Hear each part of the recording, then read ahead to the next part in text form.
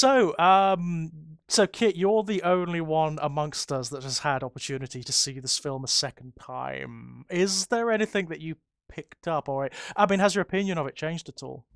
Yeah, I mean that's the first question, isn't it? So I was at FantasyCon this weekend, and Mhm. I stayed an extra day, so I was there all day Monday. My flight back wasn't till the evening, so I went and caught an Right. afternoon showing in Glasgow city centre. And the only place that had a 1 o'clock showing, which is what I needed to make my timings, was it was an Odeon. It was called like a Lux Cinema, which Right. specialises in these kind of reclining seats and stuff. Oh. So I had to go and see it in iSense. I didn't have any choice. Uh-huh. I was forced to go and see it in 4K with the rumbling seats.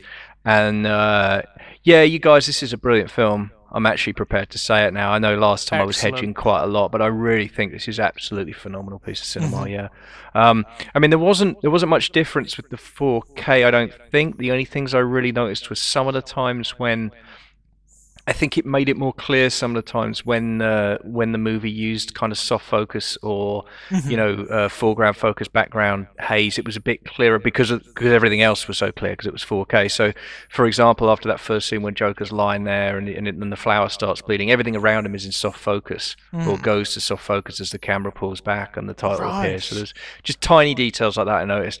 The only other effect was obviously in the subway scenes when the rumbling actually went through the seat, and that was actually incredibly atmospheric. And Yeah, yeah. not that that scene really needed any beefing up. I was going to Um, say, I mean, you kind of do it yourself, don't you? I mean, it's such a yeah, visceral scene that I certainly found myself sort of crawling in my seat while that was happening. Most of the violence in the film, actually, it's yeah, so intimate. It's got that sort of Fight Club, sort of like Clockwork Orange style violence to it, yeah, where it and feels like the it's happening to you. yes, and I would say that I didn't find that the kind of visceral nature of that had backed off on a second viewing. I still completely freaked out, both for the subway shooting and of course the scissors scene towards the end. I jumped in my seat even though I knew exactly what was going to happen the Yeah, second time through. Oh, that's a good sign. that is a Yeah, good sign, isn't it? it's just so exquisitely put together. It's so Mhm. brutally edited, that scene, and it's so the violence and is so sudden. It's really impressive. Other things I did notice. So some of the things about Joaquin's performance this time that I did spot that I hadn't before. So Hmm. there's a the moment when he's putting the makeup on. I should have picked up on this earlier because it's another classic revenge narrative. But the Crow felt to me to be a clear visual reference there. Oh, And yeah. interestingly, and here's a detail I'd either forgotten or blanked, at the same time he's doing that, he's looking, it's his mother's dresser, and he pulls a Hmm. photograph of his mother when she's young off the dresser. And Yeah. when he turns it over on the back, it says, "Love your smile, TW." Oh. And then the doorbell rings and Okay, the guys come in and he so crumples the photo up in his fist. So, like, that was to see that the second time and spot it was just incredible. so that actually muddies the waters with the Thomas Wayne narrative a little bit more, doesn't it? Yet more, exactly. Because, again, it doesn't prove anything either Doesn't way. prove a damn thing, but it actually does make Thomas Wayne's relationship with her Yeah. There was more clearly a intimate. relationship of some kind, right? There was clearly Yeah. something. Whether or not it was employer employee and just a kind boss, or who knows, but there's something. There's definitely something. It's not Oh, completely deniable. that is interesting. Yeah, so I that like that that. was really cool. The other thing I have to say I did spot, because there's quite a lot of times when he's either staring down camera or looking in the mirror. Mm. The other thing I did get this time, and I think I only got it because in between I'd read an article that was a kind of retrospective review of the film. Yeah. I caught a hint of Bateman. I caught a hint of Oh, okay. Bale's version of Bateman from American Psycho. Yeah. Just a hint, something around the set of the jaw and the eyes, and a couple of the scenes when he's looking in a mirror or staring directly down the camera, and Yeah. that was a really interesting parallel to see Uh-huh. because there are. I think you could do a whole kind of thing about the enormous similarities and differences between American Psycho and Joker, but there are obviously some parallels Yeah, in terms of the definitely. setting. Yeah. Well, Um, American Psycho, of course, is another film where it very much leaves it open whether, a lot of what we see actually happens, or whether it's in the protagonist's head. Absolutely. yes. So an unreliable narrator once again. Well, they Yeah. both got the notebooks too. Hmm. There actually are a lot of similarities between these two characters. There are, and you can even read American Psycho in a very similar way, in the sense that, for all of his hideousness and for all of the condemnations that both book and film draw of Patrick Bateman in his sort of yuppie lifestyle, he is also a victim. He is also a victim of the society around him. He's just on the other class level from Joker. Sure. Yeah, So, I mean, it's interesting, isn't it? I think. Go on, Jack. He's been completely hollowed out. Yeah. Yeah. I mean, I think there's a difference between the movie version of American Psycho and the book. I think the book is very much. Yeah. the book's quite sympathetic, I think, towards Bateman in a way the film gloriously is not. Yeah, right? absolutely, absolutely. I actually prefer the film version. Oh, definitely. Me too. Got to say, for one thing, the film ends where it should. It Yes. ends where it should, whereas the book doesn't. It goes on, and it's like, no, stop, stop. Yeah. I mean, frankly, the book only needs to be half as long as it is. It gets across what it wants to get across fairly quickly, I would say. Absolutely true. Absolutely true. But I think the only other thing I'd say about Joker that really was forcefully brought home to me this time is the fact that the film could effectively end twice before it does. Mm-hmm. And I do find that really interesting. So I think watching it this time, I really thought there's the moment when, what I remembered watching it the second time was my feelings the first time, because I had so many feelings the first time I couldn't unpack them all and I couldn't remember them all because it all kind of jumbled together. But watching it, one of the interesting things about watching it a second time is unpacking my first viewing experience at the same time. Pulling out the details, being like, oh right, yeah, there's that bit. That's really cool. And it's after he's shot Murray and the camera's pulling back from the screen to reveal a series of TV screens. Yes. And they've got news footage interspersed with the footage of him doing a thing, and you've got this kind of, this asynchronous chorus of newsreader voices giving different angles on what's going on. It's a cacophony of sound. You can pick out individual bits here and there. That could clearly have been the last shot of the film. Absolutely, it could. Yeah, And when you're watching it, you feel like it's going to be. It feels like it really. You think, and I remember, there is, because I remembered the feeling of like, fucking hell, are they really going to end it? Yeah. I mean, on a symbolic level, it works really well as well. Because is that meant to be taken literally, or is that the state of his mind? Right, and which is what we keep coming back to. And then of course it cuts to the Cream song "White Room," which I'd forgotten about, which I love, when he's in the back of the car and the riot's going on, and his face, man, when he's smiling at the riot and just this childlike glee at this chaos around him.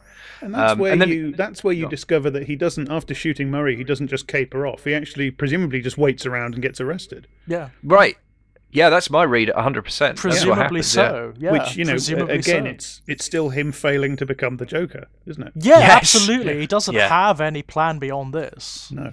I think, as we mentioned last time, I don't even think he intended to live beyond that moment. Beyond everything's a bonus, really. The way I read it is he's planning to blow his own head off on TV. And then at the last minute, he just gets so enraged by Murray's hypocrisy and sanctimony that he kills him instead. It's very much not a plan.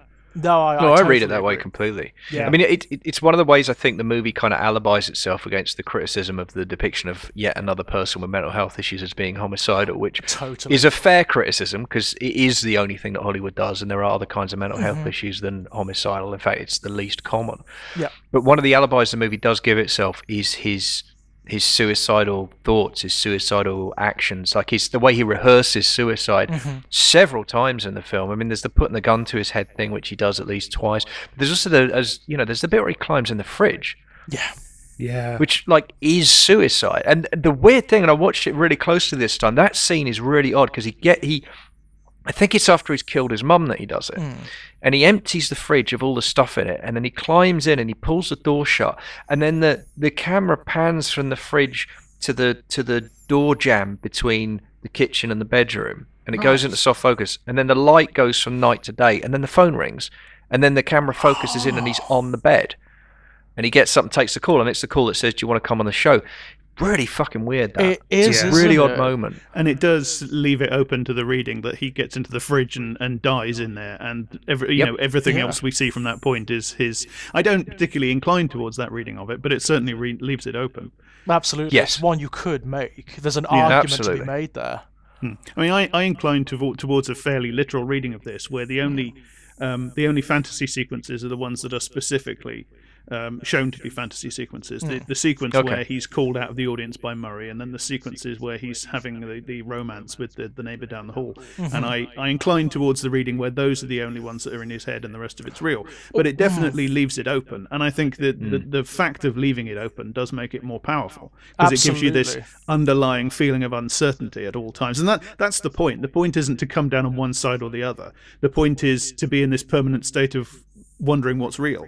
Yeah, I totally agree. I mean, I think we mentioned last time that I fundamentally mistrust anyone who comes out of this film with an absolute reading of it, rather than considering a myriad potential interpretations. I mean, given the fact that he does seem to fantasize or hallucinate certain scenes, there are certain visual clues. There's like a lexicon that the film gives you to interpret them in some ways. Like, if you look at the scenes where he's imagining his pseudo-girlfriend from down the hall, whenever he occurs in those scenes, he's way more composed. His clothes are cleaner. He stands a bit straighter. His hair is clean. It's not straggly. It's combed. And he even looks bigger. He even looks like he's bulked out a little bit in those scenes, rather than being this hunched over, wiry thing. He's an entirely different entity in the fantasy scenes. Assuming that's a really fantasy. Excellent catch, George. I like that, because you're right. I'm running them through in my head as you said it, and like, yeah, that is. I mean, I realised as well this time, because I knew he was imagining that straight away, but I didn't know why, and I realised why the second viewing. It's because when he first answers the door, she says his name. And there's just no way at that stage. I mean, how does she know? And she doesn't ask. She just says, "You're so funny, Arthur." Yeah. You know, and it's like, okay. And I realised I'd picked up on that subconsciously, because something screamed like, "Oh, he's hallucinating," and I didn't know what it was. But as I say, second viewing, I picked that up. But you're right about him. Yeah, his demeanour changes. He doesn't have any of. I mean, he doesn't ever do the laugh when he's with her, and also like he's actually funny. It's the only time in the movie he's genuinely funny is when she says, you know, I thought you followed me to the bank. I thought you were going to rob the place. And he says, well, I have a gun. And he actually delivers it in a... I mean, it's a spooky line for us because we know he has got a fucking gun, right? But he does actually deliver it with a certain kind of deadpan panache, you know? There's a certain which charm otherwise to is him, completely absent. Like, absolutely. There's also just the sheer unlikelihood of her reactions as well. I mean, she, Yeah. a woman simply wouldn't react like that to a guy that's been following her around. No, a single mum in that apartment block, probably not. Oh my God, yeah. But can you even imagine? The main tip-off is that things are going right for him in the fantasy.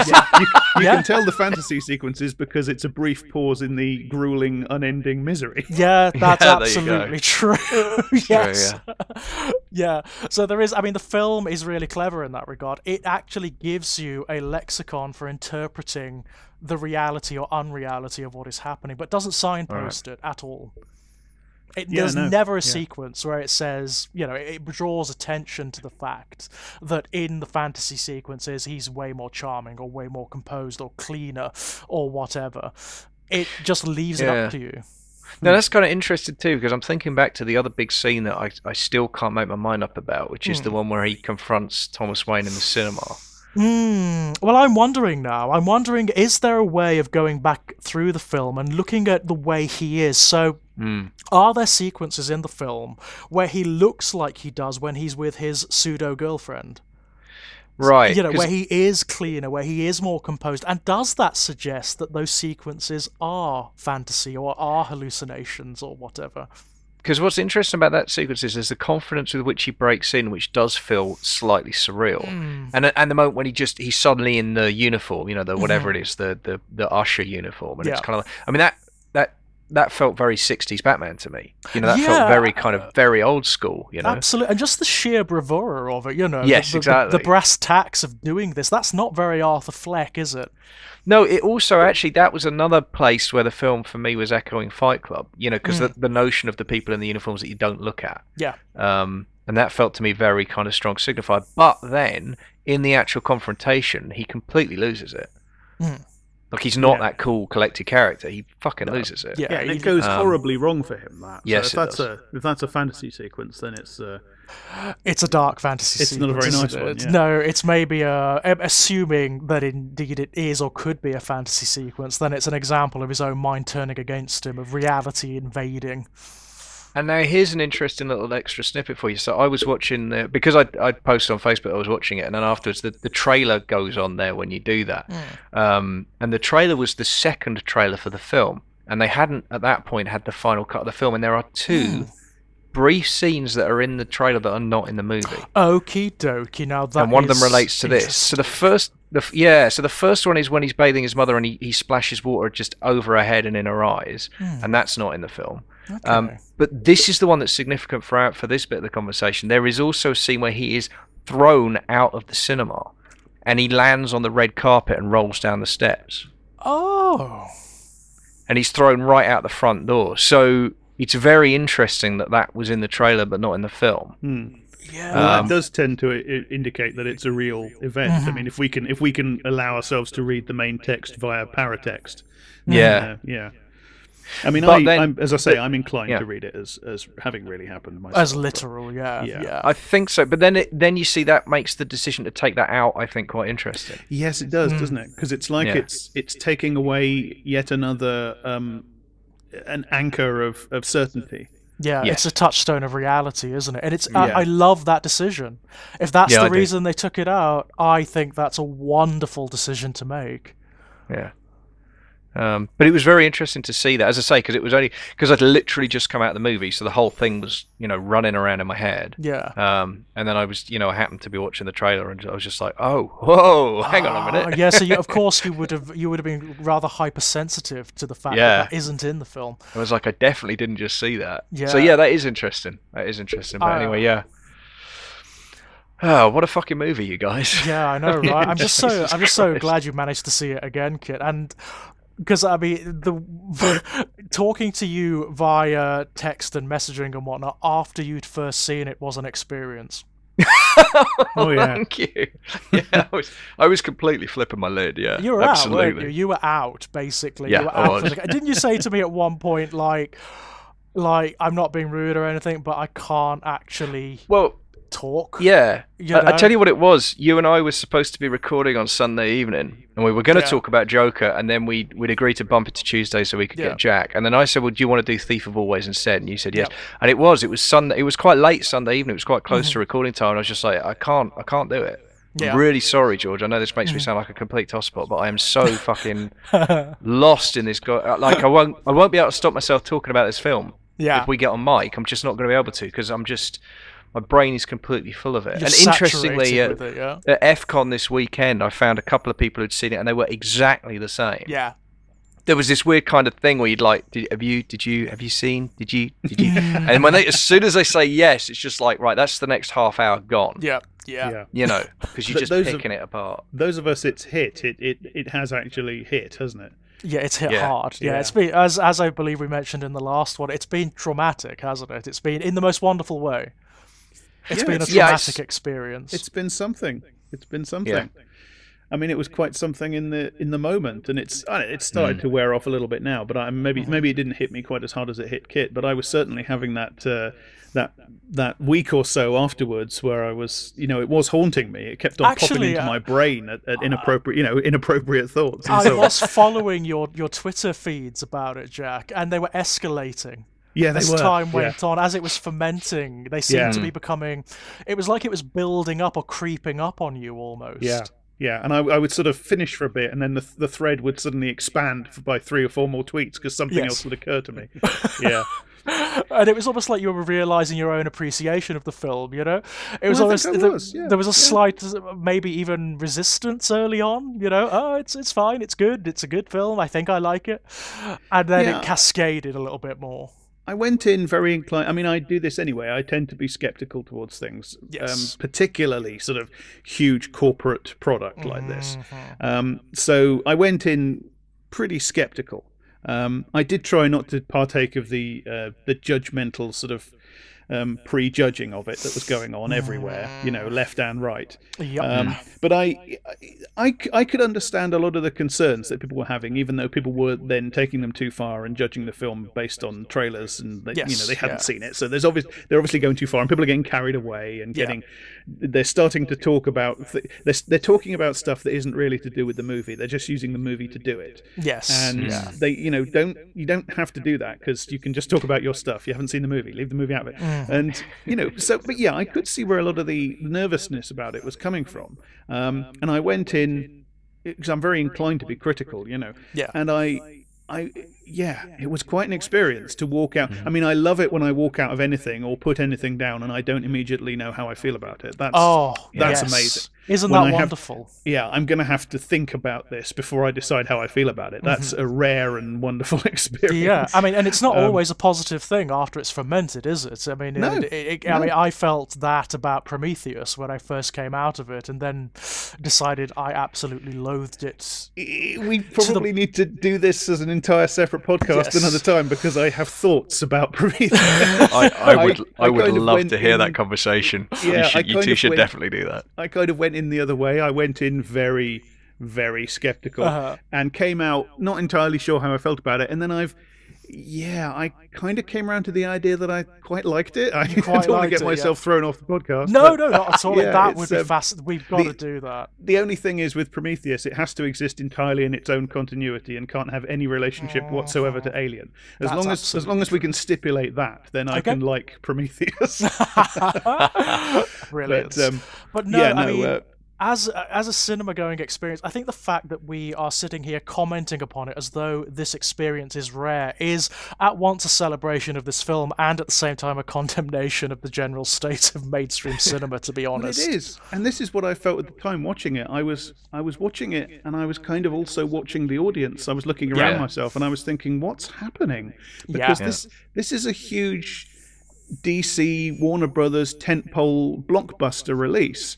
And what the fuck am I watching? It's like somebody released an indie film with a massive budget to massive fanfare, And I was looking around the audience, and I was thinking, what are these people that came to see a superhero movie?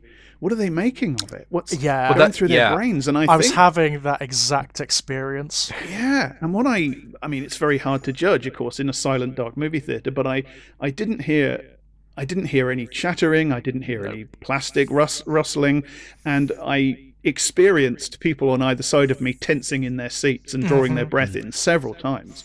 So I like to think that the audience maybe didn't get what they came for, but went away with something that they found valuable, or an experience. And I mean, this is a blockbuster, isn't it? This is done really, really well. People have seen this film, so they've had the experience, Yeah, and what they've done is they've used this obviously this famous recurring comic book movie character, the Joker, who is one of the biggest fictional characters in Western culture at this point. There's no denying that. And he resonates with people for whatever reason, for this complex set of reasons. He does resonate with people in a big way. And they've used this as a draw to bring people into this movie. And I don't want to quite call it a bait and switch, because the trailers aren't that misleading, really. I mean, not really. No, not really. It doesn't falsely advertise what the film is. It doesn't show you, say, a Nolan-style Batman trailer or anything like that. Look, they're no more misleading than the trailers for Fight Club were misleading, and for similar reasons. Well, you know what I mean?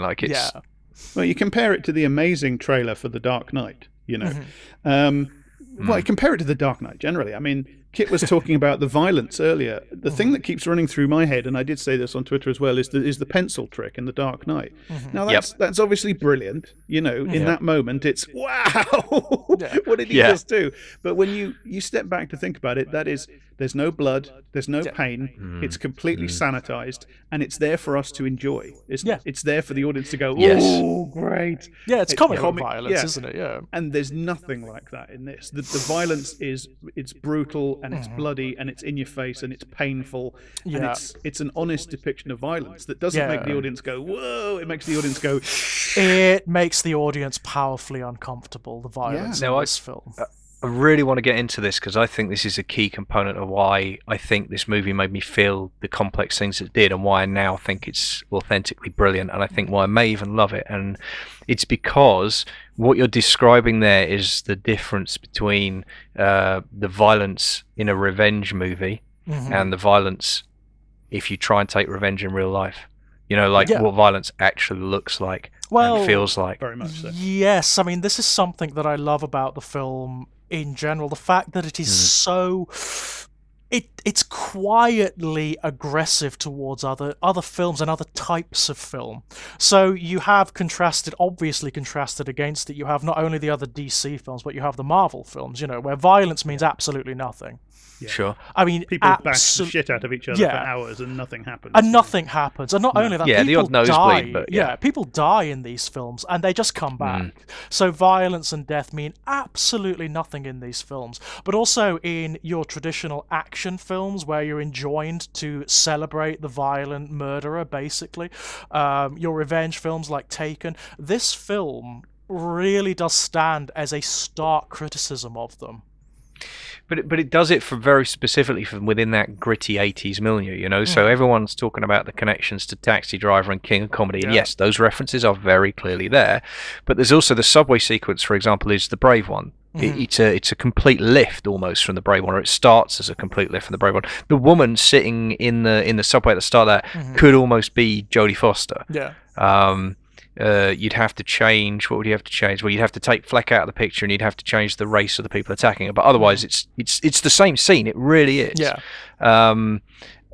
So you know, it's referencing all of this stuff. I got hints of Death Wish. I got moments of Dirty Harry. Even it's just all of this stuff is in the mix. It's all of these kind of revenge fantasy movies. But the difference is, in this one, there is no catharsis. Yeah, no. Exactly. None. Well, it is conscious, isn't it? The film is actually conscious of what is fantasy and what is not. And that's a rare thing, because that actually doesn't happen in revenge films or action films. They inhabit the fantasy. They are the fantasy, you know? To the point whereby the universes in which they occur are almost magical. They almost have like a predestination quality to them, where everything will go right for the protagonist around them. The world will just orient itself around the protagonist, whereby bullets will just bounce off of them or fly past them. Where anyone else, in any real situation, would be dead. They would be dead immediately. It's action movie world. I mean, say what you like about the movie Last Action Hero, but it does actually parody the action movie genre perfectly. The Jack Slater movies that are the fictional movie within the movie in Last Action Hero are pitch perfect. They really are. They're like, that's what a Hollywood action movie looks like. That's that universe. It's that Lethal Weapon, Die Hard absurdity. Yeah, and I love those films. I love them, by the way, just to be clear. It's not a criticism, but totally. I mean, it's fantasy. It's a different genre. It's inhabiting the fantasy, isn't it? It's playing into the fantasy. Whereas this is so conscious of what cinematic fantasy is that it draws deliberate parallels between the real world and the fantastical world. Very, very clever.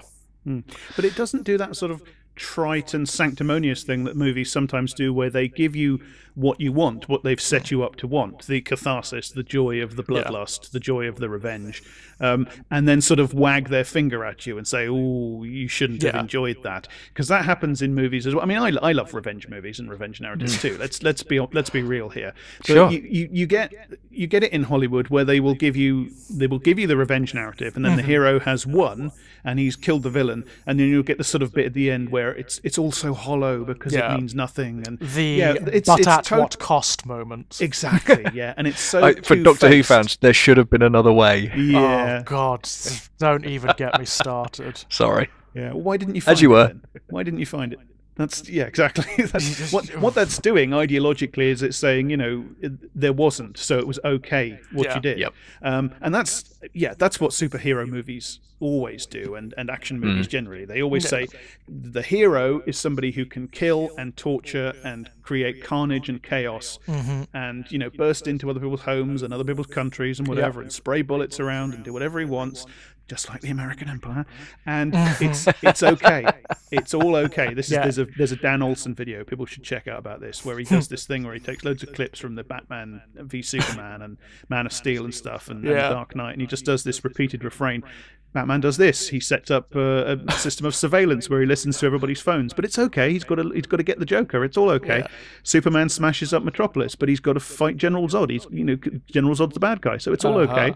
And this is what these films offer over and over again: the fantasy of just being able to Taken, and there's a Kevin Costner movie called Revenge, and there's I think every Tony Scott movie.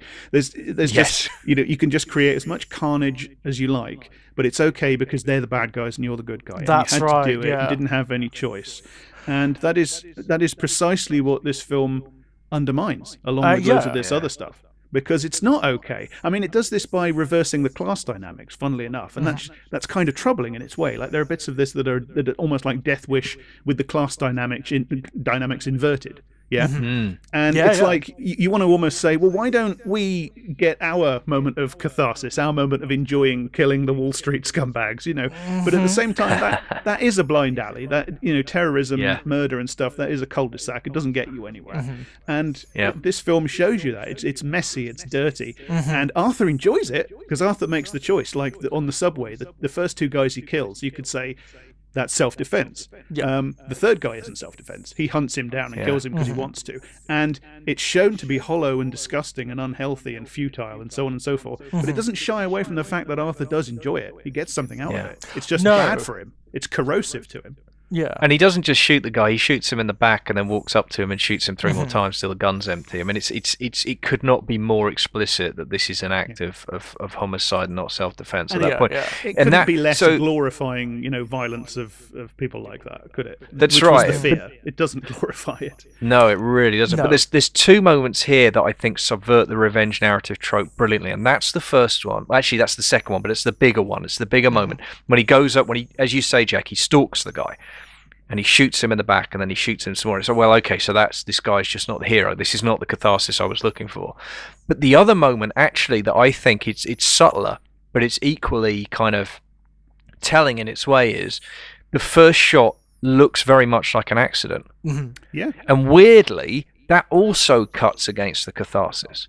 Because the cathartic moment in that scene in any other action movie, especially stuff like, the Brave one where it's a victim and it's the worm turning, and that's the moment where the worm turns, it's a moment of agency. It's a moment of conscious agency. When they finally pull the trigger, they are reclaiming power for themselves and for us. And we get to vicariously enjoy their act of violence as they assert themselves in the world against the forces that are trying to hurt them. Well, we don't get that here either. You don't get it throughout the entire film. When you see on his face after he pulls the trigger, he's absolutely terrified. Yeah. Like, seriously, Fleck is just like, what have I just done? And then the second shot is almost on instinct. It's fucking brilliant. Yeah, and he is not an agent. The guy is not an agent of anything other than of his own He's neuroses. not an agent of chaos. He's not an agent of anything at all. No, he isn't. Yeah.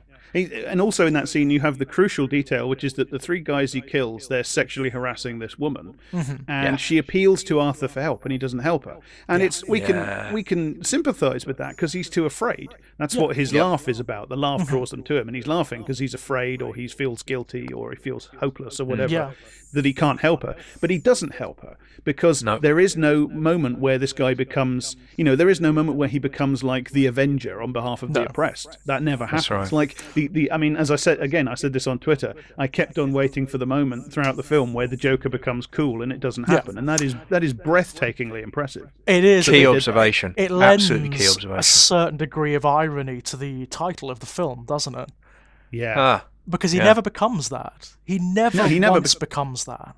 No, as I say, this film isn't about the origin of the Joker. It's about a guy becoming something, but he's not becoming the Joker. No, absolutely. You Certainly can't not. imagine. Sorry, you can't imagine this guy going on to be a supervillain, or going on to be the Heath Ledger character in The Dark Knight, or anything even like that. any of the previous incarnations of the Joker. You can't even imagine this guy going on to be the Cesar Romero Joker, because all of those guys are incredibly composed and competent in what they do. They have they have agency, whereas Fleck doesn't. And I've seen this as a criticism of the film.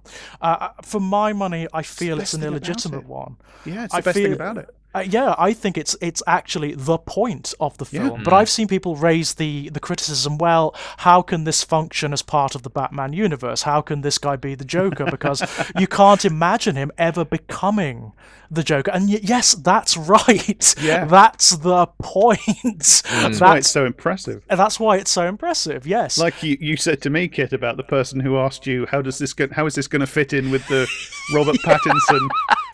Like, what? It's not.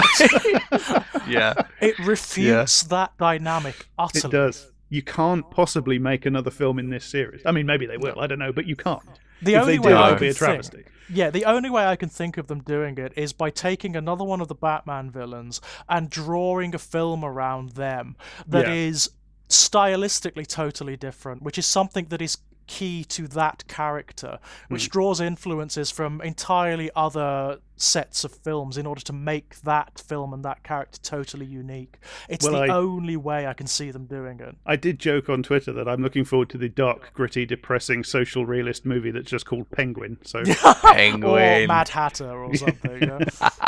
The only one I can imagine them doing is a Riddler origin story where they make him a bit like the Zodiac killer or something like that. I could see. That could be fun.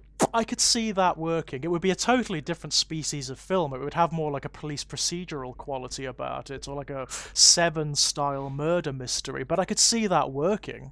Yeah. See, I'd go the other way. I'd do a proper creature feature and do like Man Bat or Croc or something. I'd just go for completely the other way. Yeah, one of the out there characters. One of the villains that has powers and whatnot. Yeah. Well, I just think those two in particular. I love the animalistic side. I mean, Man Bat's just hilarious because it's like they really were sitting around in the late '60s smoking a ton of weed, right? And it's like, dude, I just can't think of it. What are we gonna do for a villain for this fucking Batman? We're right, Batman, man. Wait a fucking minute, dude. I have an idea. What about hear me out? Don't look. Write it down. It's gonna work. Listen. But yeah, I mean, it's an interesting point to make, though, isn't it? Where are they going to go from this point? Because this film... I love that. DC have finally made a decent fucking superhero movie, and it's a total cul-de-sac. It's a cul-de-sac, isn't it? Fuck all with it. It's brilliant. I mean, you can't possibly do Batman in this universe. If you did do him... I said this on Twitter as well. Can you imagine the version of Batman that stems from this? Oh, my God. Well, it's just... You know, it's this emotionally damaged kid with his maturity sort of perpetually arrested by this trauma, living in this ivory tower, insulated, using the money left to him by his evil, plutocratic, probably semi-rapist father, who, to go out and endlessly sort of take his resentment out on the mentally ill. It's like the only realistic version of Batman. And I know it's kind of a cliche to do that. Yeah, well, Batman actually is just a billionaire that goes out and beats poor people. Have I just blown your mind? But that is kind of what you'd have to do. It's kind of true, though, isn't it? I mean, it does expose the core hypocrisy of the character. It really does. It rakes it and drags it out into the light. I mean, I wouldn't mind seeing that film that was brave enough to go to that place. I really wouldn't. Well, yeah. I mean, I would have said it was completely impossible, but this film happened, so who fucking knows, man? Yeah, who knows? We'll get the sequel where it's an elderly Joker fighting his possible half brother, a sociopathic plutocrat. It just gets worse, doesn't it? It gets darker in that regard. Yeah, that's true. The age gap is quite significant at that point as well, isn't it? And again, this is something that the people who were criticising the film because, we can't possibly become the Joker, we're talking about the fact, he's too old and he can't possibly become... Well, yes, no, it's the point. Yeah. It really is the point. No, he can't become the Joker. He never will. He never can. Unless, I mean, the only way you could do it with the same actor, right? The only way you could do it with Joaquin Phoenix and put him in which don't do this. If you're listening, DC, please don't do this. But the only way you could do it is if the entire movie we watched was just one of the stories the Joker's told himself about how he came to be the Joker, right? And that is possible. Well, you could read, because that last scene could negate the entire thing could be a dream of a dream of our Joker, the Joker, in his white room, just making up a story for himself about how he became to be what he is. Totally could. If you want, I mean, that's the only way you can slot it into continuity. And then you've got this weird thing where he's like beating up Batman because you're my brother. Why would you say you're my brother? What the fuck are you talking about? Yeah. And it's still not good. It's still not a good idea. I wouldn't want to see it myself. Nope. I don't want to see anything else. I don't want to see anything else in this universe. No. It's done insofar as I'm concerned, and it's done beautifully. It's done what it needs to do. It's absolutely wonderful. I mean, the other thing I keep coming back to, thinking about it, and it really hit me again the second time through.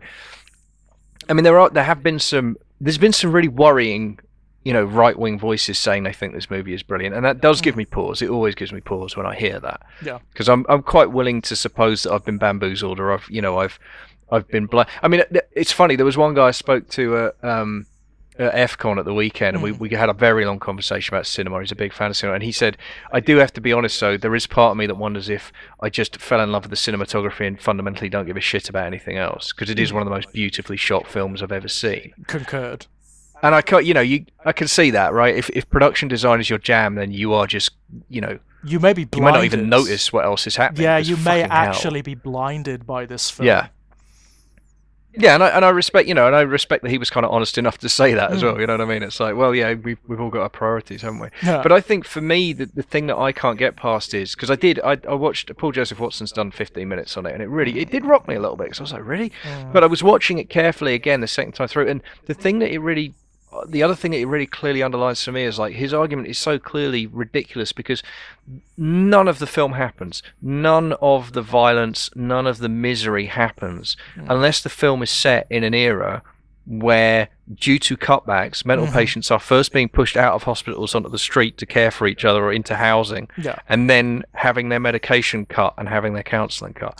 Because those are the triggers. Yeah. Because when you first see Fleck, he's lonely, and he's not happy, and he's struggling, and he's disturbed, but his relationship with his mother is actually beautiful. The scene where he's bathing her is incredibly moving, because it's a sign of both. I mean, obviously they're both living in poverty. Obviously they're living in like humiliating conditions. Yeah. And they're just fucking making the best of it. They're just trying to look out for each other, and she's trying to comfort him, and he's trying to keep her healthy, and it's just, it really is a beautiful scene, and it really does negate that argument that this is like, that it's the left that brings him down somehow. It's the fault of the left that he can't get a girlfriend. I don't understand that. I mean, I don't know whether it's. Well, that's because it's bullshit, George. I just don't understand how you can possibly make that claim that the film functions along those lines. I mean, maybe it is just the nature of the Rorschach inkblot test of the film, or maybe it's just maybe it's just the dishonesty of these right-wing talking heads, which I am actually more inclined to believe too. Oh yeah. No, that's it. Yeah. The film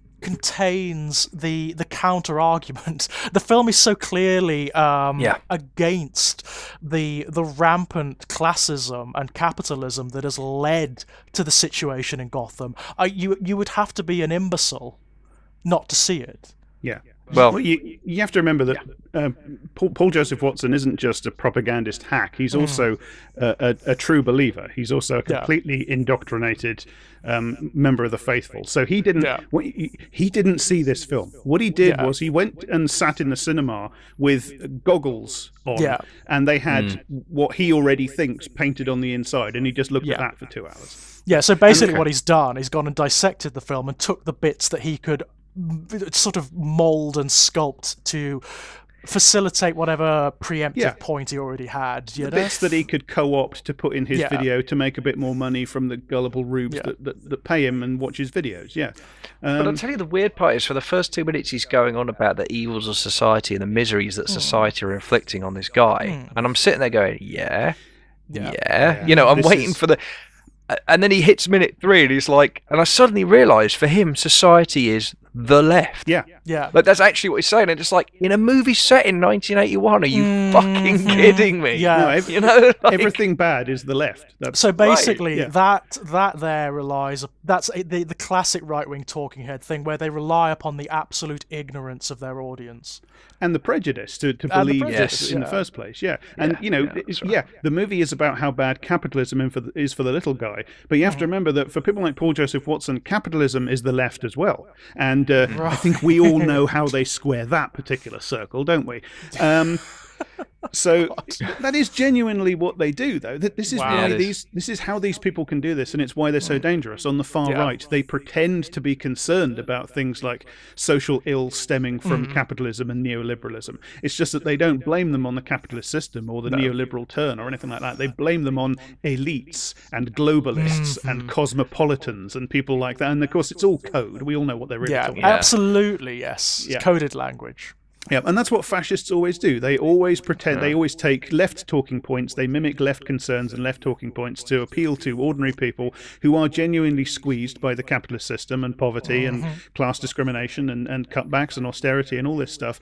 And they use it to turn them against the people that they hate, which is the left, essentially, and the scapegoats that they've chosen as well, which is usually, as you know, we know who that is. Yes, absolutely. Yeah. But it's I mean, it's weird too because like Thomas Wayne is so clearly a villain in this. I mean, even if you accept that the scene in the cinema was a hallucination and didn't happen, he's still from what happens with everyone else around. Absolutely. Mein Kampf is about evil capitalists. This is always what they do. It's always what they do. They pretend to be against capitalists. Yeah. Whilst at the same time facilitating the same systems. Yeah, it's appalling. When apologising for the same systems. When fascism gets into power, it's a sort of recovery mode, self-defense mode for embattled capitalism. Yeah. And they always end. The fascist party gets co-opted, and they make alliances with the existing elites, and et cetera, et cetera. But yeah, when they're building a movement, they appeal to the little guy by railing against people like Thomas Wayne, and then the minute they get a sniff of power, they crawl into bed with them.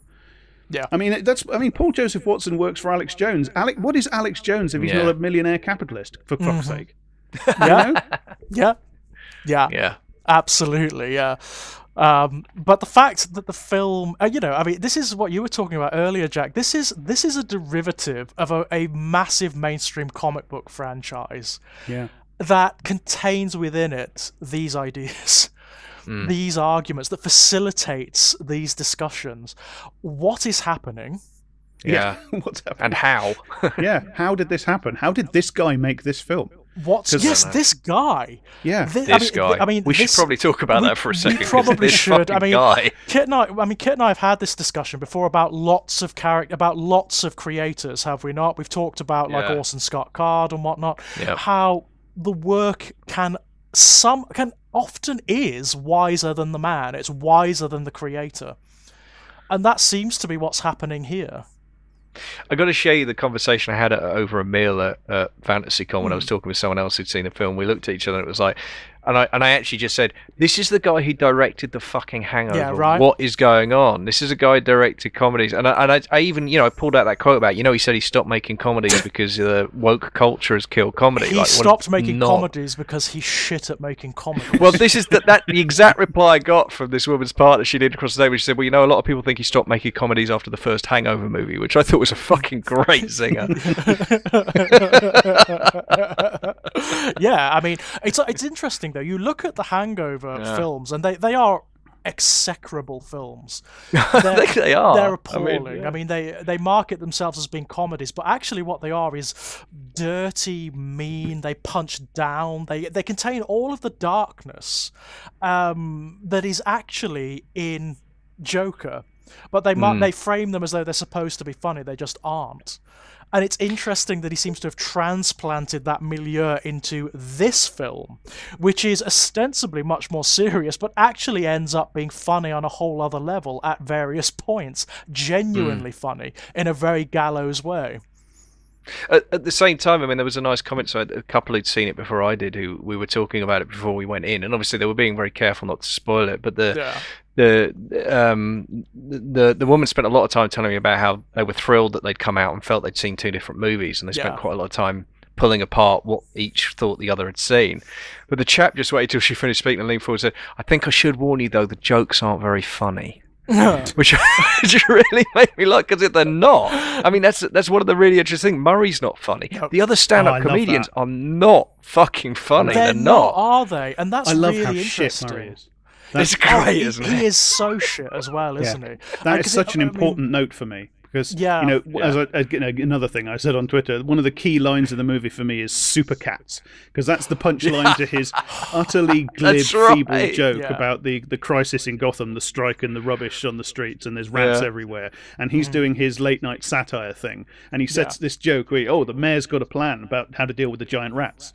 Giant cats, and the audience just piss themselves laughing, and it's a shit joke. It's no funnier than anything Arthur says. It's no fun. The other joke they laugh at it because Murray is within the system, and they're within a system with Murray at that point. So and this film is entirely about the difference between structural and individual violence, and why it's okay for some people and not for others. So you have, and Murray is an example of a species that I absolutely loathe, and the late night satirical, talk show comedian, because we are absolutely bedeviled with them now. They are one of the quintessential curses of our age, the age of Trump, is fucking Jimmy Kimmel and Seth Meyers and Stephen Colbert. What the fuck happened to him? I don't know.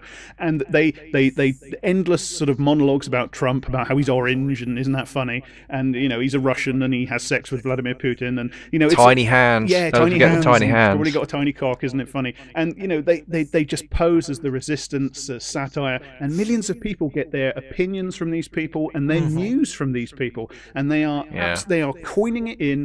They are part of the system. They are perpetuating it. They are beneath contempt. And I love that this film sort of summons them up in this earlier incarnation in Murray, and it shows that he's a complete cynical bastard, that he's a bully, that he's an opportunist, that he's not the slightest bit funny, that the only thing he has going for him is precisely that he's part of this system. I fucking love that. Yeah, and there's a cruelty to him. Well, the other joke that he makes, I think the only other joke I can remember he makes, and I think it's just before he brings out Fleck for the finale scene, is he talks about his. The line is like, my son, my younger son, the not bright one. He heard that the garbage strike was entering its 7th day, and he just said, "So, Dad, where are we going to get the garbage from?" Yeah. It's so not it's like, funny, isn't it? Yeah, it's just the sort of pablum these people fuck out every day, every night. But it's also like that one. It's just like, I'm just going to chuck my youngest son under the bus for a really not funny joke. Absolutely. It just sucks. And then he does it later on. He does it before Joker comes out. He says like, you don't hear what the comment is, but there's a Dr. Ruth character that he's interviewing. Yeah. Before Joker comes out, and he says as it cuts to them in the studio, he laughs and says. He says, "I tried that, but my wife won't let me," and everybody laughs. And then he pauses and says, "Maybe the next one will." And that's like, and obviously we don't know what's been said, but you could piece together what the entire segment has been. That's pretty fucking good writing. Yeah, that really is impressive bit of writing. But it also it's everything you're saying, Jack. It just sets up like this guy is just horrible and disconnected. It's just like sub-Leno fucking shit. He is revolting, sugary sanctimony when he talks. He dares to moralise at Arthur, and you can absolutely understand why Arthur is just sickened beyond endurance by this man's fucking platitudes. Totally. But again, the film doesn't give you catharsis. It doesn't give you the pleasure of the revenge, because then when Arthur blows Murray's head off, it's what you think you want, but when it arrives, it's just awful. It's awful. It is. Yeah. It's but actually. It's also.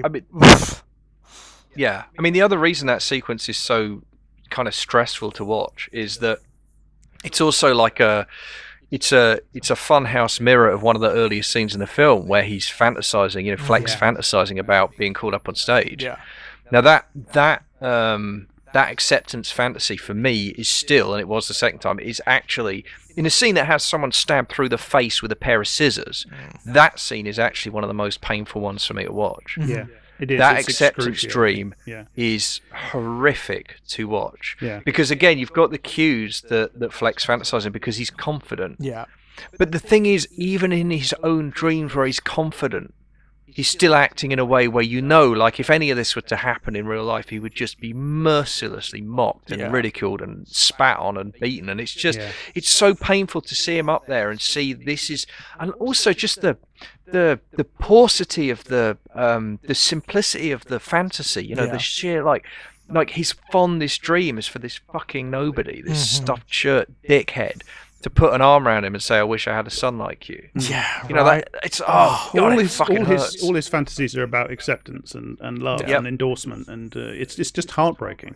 And and he doesn't really have much to say. His fantasies reveal, you know, he does his little speech in his fantasy version of Murray's show, and what he says is, you know, it's platitudinous and it's childlike and there's nothing there particularly, but it's not hateful, it's not venomous or anything like that, and it's just you know, this world that these people live in, and you know, to a great extent the world we live in, because this film goes back to the dawn of the world we live in, the fucking shit show we live in now. That's it's the late 70s, early 80s in New York, Gotham City, New York, the dawn of neoliberalism, right? That's what this is about.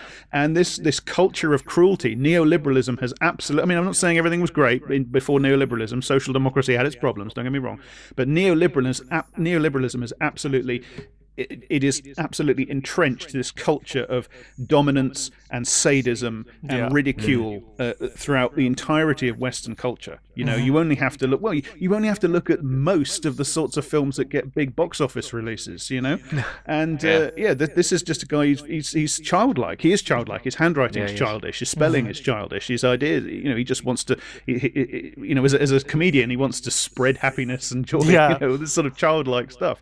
But he has the nerve to actually try to take that out of a fantasy and put it in the real world, and the real world just it rejects him for it. He is basically not made for this world that he finds himself in.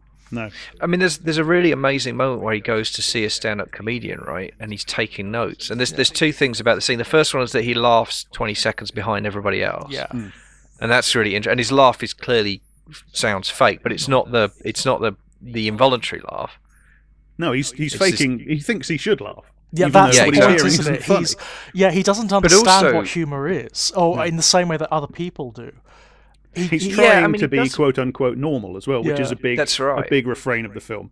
Yeah. There's the moment where they make the cruel joke about the little guy, the dwarf, whatever, and he's walking out the room as they make the joke, and he laughs, and he laughs, and then the laugh just cuts off. Yeah, turns it off. That's another because he wasn't really laughing at all. He just knew he was supposed to. Yeah, that's another crucial detail for me. The colleague of his who's a little person, and he joins in, albeit from discomfort and a desire to fit in, not from cruelty, but he joins in the mockery of that guy. Yeah. Which, you know, it couldn't be clearer that this film is not giving you just a blanket. It's inviting you to sympathise, but it's not, or empathise rather, but it's not giving this guy an endorsement. No, it's not ambiguous in that regard. He's very narcissistic. His fantasies are about love and acceptance, but they're extremely narcissistic. They're all about him. And narcissism is a defense mechanism. It's a refuge from intolerable feelings of inadequacy and self-loathing and stuff like that. And that's absolutely what this guy's got. What this film does then is it absolutely strips this sort of narcissistic psychosis of any glamour, unlike your normal Hollywood villain. And it shows it to be a rising fucking Iron Man. Or Iron Man, I mean, this is it. In neoliberalism, a lot of our heroes are narcissistic sociopaths. Right. Exactly. The kinds of people. And how well is that working out for us kids in 2019? That's going great, Let's just take a minute to look around the world and say, didn't we do well? This guy's an arms dealer who's killed thousands of people. Yeah. Well, the hero of people. The main hero of the biggest, most profitable media franchise in history that's just been unfolding over the last 10 years is a billionaire industrialist with a gigantic tower with his name on the front. And of course that has had no effect on our culture whatsoever. Oh, no, not at all. But Jack, he privatised world peace. What's your problem? There you go. My God, yeah. But it refuses to give you the endorsement of him, as just a victim and therefore totally sympathetic, because he doesn't have solidarity for other people. He can't step out of his own head. It doesn't give you the glamour of him as a psychopath or anything like that. It shows it to be a horrible way to live, isolating and so on. And then it shows it to be socially embedded. It's stemming from what's done to him, and it's not an excuse, but it's another narrative. It's a commentary, isn't it? Not an excuse, but a commentary. Yeah. And another narrative about this film is that it's yet another another representation of the mentally ill as, and I don't want to step on that because I know that's an important issue, and I don't, I don't want to talk over anybody on it.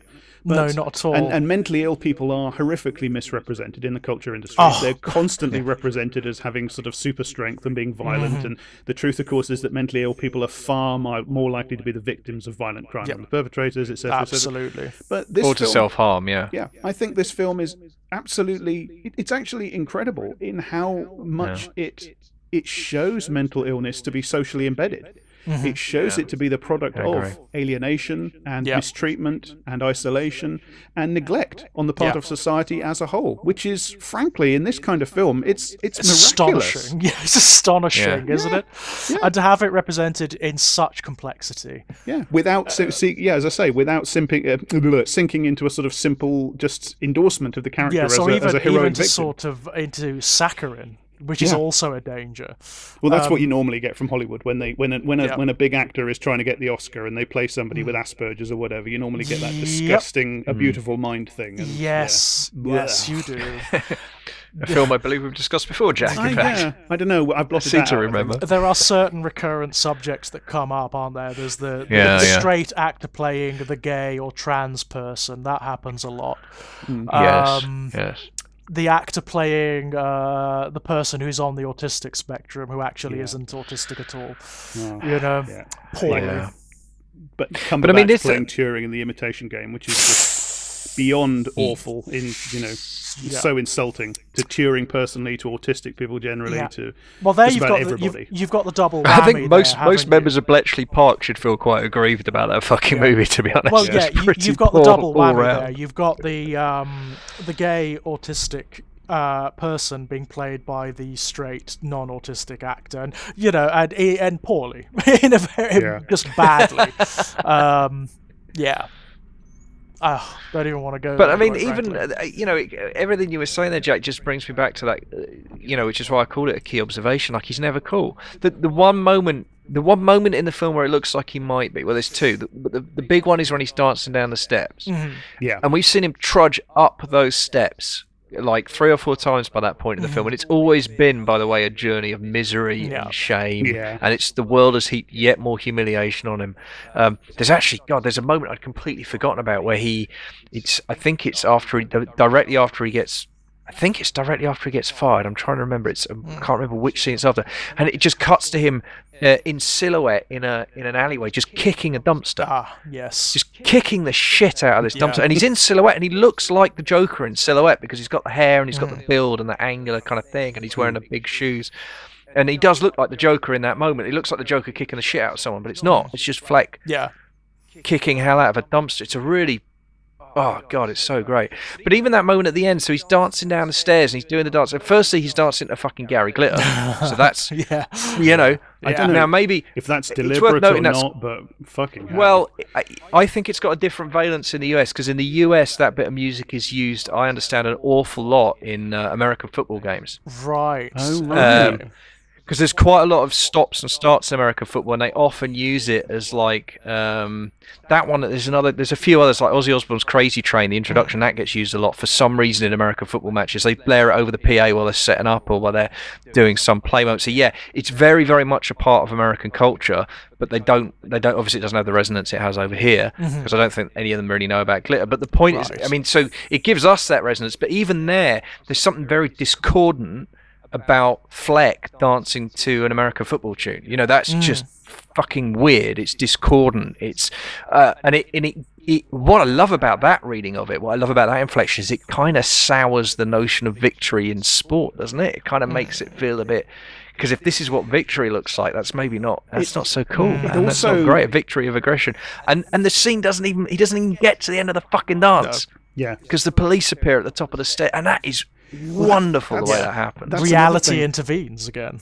Yeah, he's coming down the stairs as well. He's not going up. Yes. Yeah. He's not going up; he's coming down, and it's an inversion of the moment in Rocky, isn't it? Because the big sort of triumphant moment from a similar time period, late 70s, early 80s. Rocky has this montage where Rocky's training, and it ends, the Eye of the Tiger and all that, and it ends with him getting to the top of the steps and all the kids cheer and stuff. It's a direct inversion of that because he's on his own and he's coming down this big flight of steps. So it's a descent rather than an ascent. Which it's also another quote from 70s cinema. It's from The Exorcist. And it's broken up by the appearance of these cops at the top of the stairs. Who can we talk about the cops for a minute? Because, one of the deaths that sparks everything off is not Arthur. It's not Arthur that kills the guy.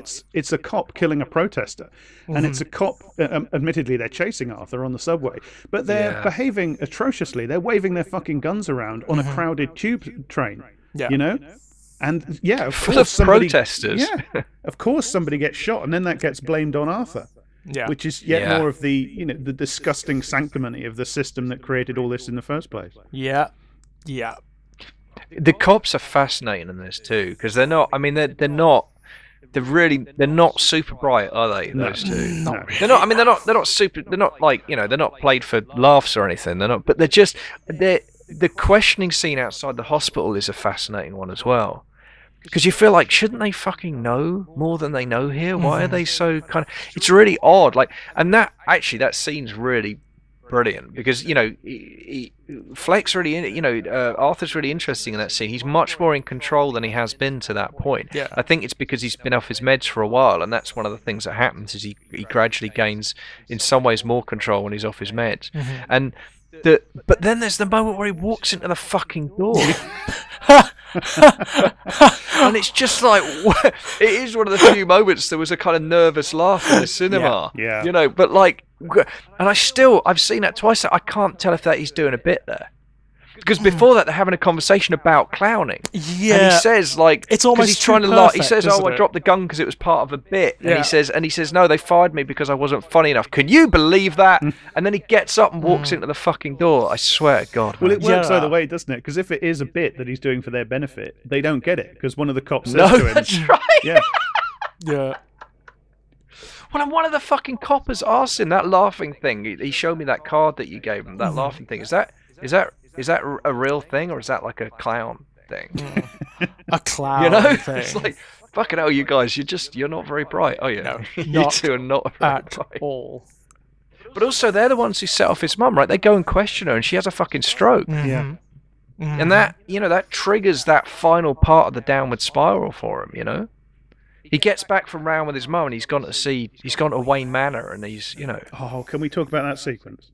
Oh, please. Oh, the Wayne Manor sequence. Yeah. Wow. I love the depiction of Bruce Wayne in that. Because, what kind of a dad must this version of Thomas Wayne be? Oh, well. Because the one time we see Bruce, apart from the end, of course, with the, iconic gunning down, is Bruce is alone, all on his own, in the garden, just on the swing, or whatever it is, looking miserable as fuck. Yeah. And the only person that comes to his rescue when Arthur turns nasty, or seems to turn nasty, is presumably Alfred. I presume it's Alfred, yes. Yeah. I think it's implied to be Alfred. Oh, it must be. Yeah. I mean, the English accent. No, it's Alfred.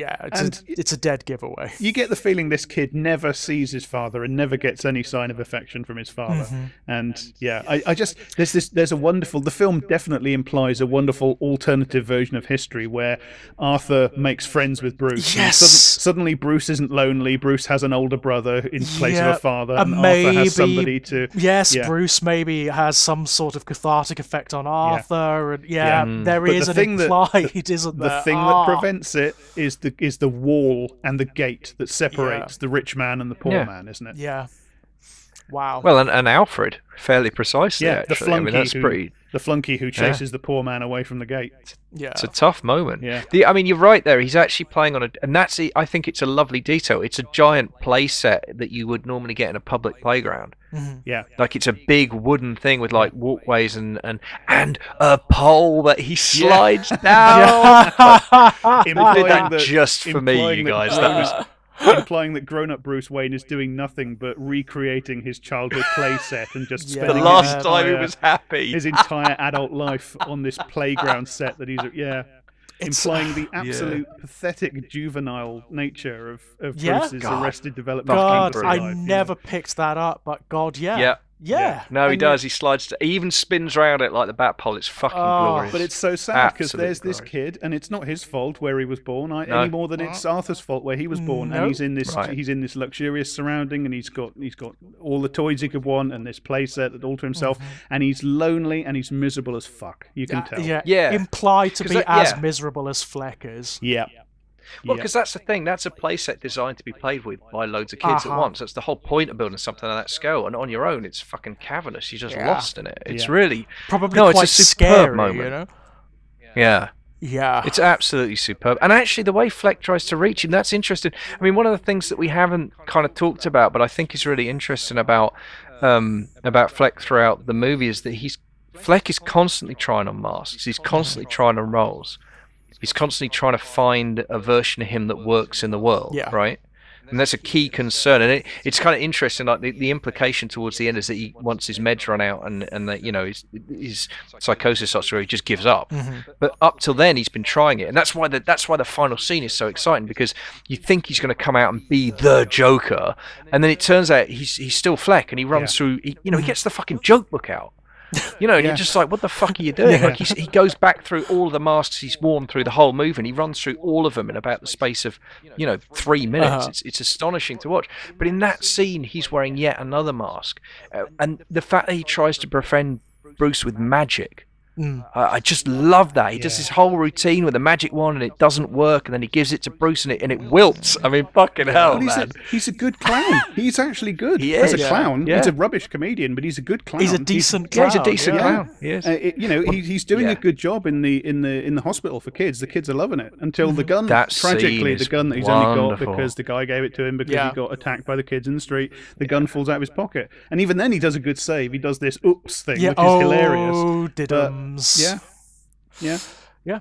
So that scene in the children's hospital, I fucking love that moment as well. This guy should be able to make a good career as a children's clown. There's no reason why he couldn't. If somebody just gave him a fucking chance. Yeah. Or if this world allowed for it, which it just doesn't. It just doesn't. Yeah, the only place it's occasionally squeezed in is in a fucking rundown hospital ward for dying children. Yeah. Where they've just been shoved to be left to die.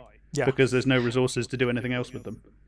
That scene is absolutely. I mean, again, it echoes the scene where he's bathing his mother, I think, and there's a similar kind of vibe to it for me. And it's just I found the pathos in that scene really kind of overwhelming. Yeah, the children's hospital. I'm glad it doesn't go on any longer than it does, because it's quite brief actually. But it hit me again on a second viewing, and again, it was another moment that I found really painful. Actually, that one was tougher the second time, because I knew he was going to fuck up. I knew it was going to, you know what I mean? But like even without that, just the impact of it. Again, you don't fucking see that too often. If a kid gets sick in a Hollywood movie, they're in the fucking cleanest, shiniest hospital in the world. They got their own room, and it's all about, because it's all about it's normally all about the man pain of the father. Let's be real, but this, no, there's this whole group of kids and the nurse and stuff, and everything looks a bit worn down and a bit shabby and a bit, like make do, and it's just fucking heartbreaking. Even before he fucks it up and drops the gun and gets fired, the whole scene is just like shit.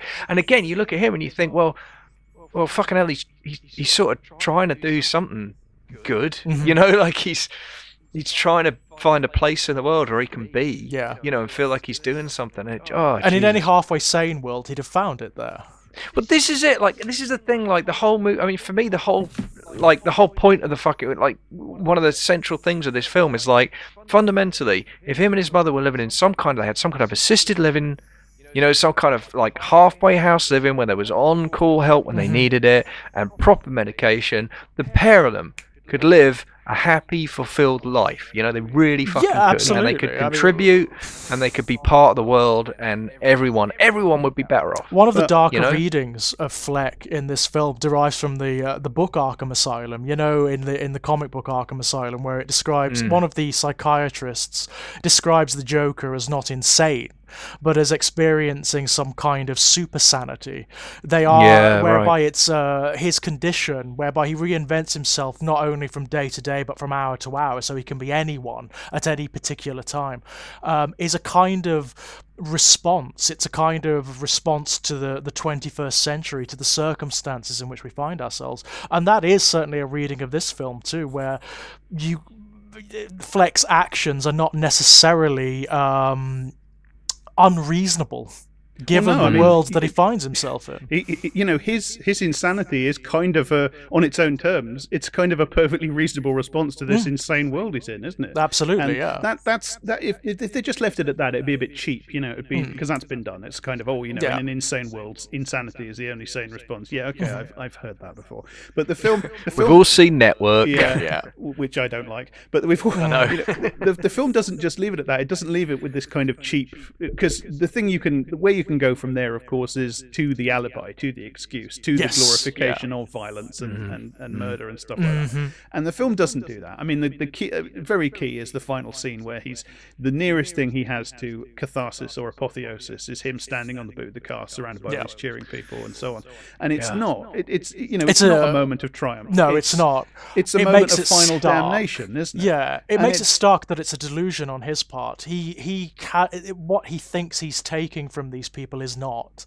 No, it's not genuine adulation at all. Because they don't know him or care about him. He's just, he's the focal point of their frustration and rage at that moment. That's all. At the moment, that's it. Exactly. And he's incidental. Even the Joker makeup is incidental. It could have been anything. It could have been absolutely anything. Yeah. Well, you could make this film and take the whole clown motif out of it, and it just wouldn't be a comic book movie at all. I mean, it barely is as it stands. No. But the point I was making was that it does that thing where it says, in a world this crazy, this kind of response is kind of a sane response. I mean, what the fuck do you expect? If you kick somebody over and over and over again, eventually they're going to kick you back. Exactly. But the film doesn't leave it at that. It shows you that the point isn't that Arthur is actually in the right. It shows you that the entire fucking world that he's in and of which he is a part is completely up the spout. Arthur and his mum are in that situation, and the kids are in the ward because the money that should have been there, the social provision that should have been there, neoliberalism is just funneling it upwards to people like Thomas Wayne. Yeah, absolutely. And interestingly, that moment you described on the police car, and this time through, that's the second time watching the movie, that's the moment I started crying. Yeah. It just absolutely killed me when he paints the smile on his face in his own blood, and he turns to the crowd and he raises his arms. I just lost it. Yeah, it hurt because it's the fucking acceptance dream from the beginning of the movie. Yeah. But it's still the same. No catharsis at all. It's still the same. That's right, exactly. And he's still he's still chasing it via the same complete blind alley, which is pretend to be happy. Laugh when you're not really happy, smile when you're not really happy. He's still doing it at the end, so nothing has fundamentally changed. Yeah. No, it's absolutely. It was devastating. It really was, and as I say, I knew the film had made me emotional the first time, but I couldn't have unpicked for you what were the trigger moments, what were the key moments. But that was it this time. I was just, the waterworks came on. I was just like, fucking hell, because it ties in. Look, I mean, that's we've kind of danced around it. I'm quite happy to personalise it. That fucking acceptance dream. I had my versions of that when I was a kid. Oh God, yeah. When I was a child, when I was a young teenager. You know what I mean? That thing about whether it was being pulled up on stage with Guns N' Roses to sing a song, or fucking drawn into a fantasy the TARDIS world arriving at or the end something. of the fucking absolutely. Any of that shit, right? And the doctor looking me in the eyes and saying, "There's something special about you. You want to come with me? We could go through." Most of us who've been brought up in this fucking world have had that dream, right? Because we're surrounded by heroes, we're surrounded by rock stars, we're surrounded by film stars, and it looks impossible and it looks wonderful, and we all kind of want to be part of it at some point or another. And it just, for me, that's like. This is a movie that subverts expectations a lot, and that's part of the game of what's going on. Along with ambiguity, subversion's a big part of what's going on. But for me, that is the most powerful subversion the movie pulls off, is that it takes that almost elemental dream of acceptance and just smacks you around the fucking head with it. It says, "Is this what you want? Is this what you want?" And it's just like, doesn't it? Fucking it shreds it. It shows you how very simple and understandable human feelings like that with which we can all empathize, they can lead people to do dreadful things. Yeah. If people get lost in those fantasies and they lose contact with the rest of the world, they lose and they lose contact with a society that is, to be fair, relentlessly trying to lose contact with them. Yeah, absolutely.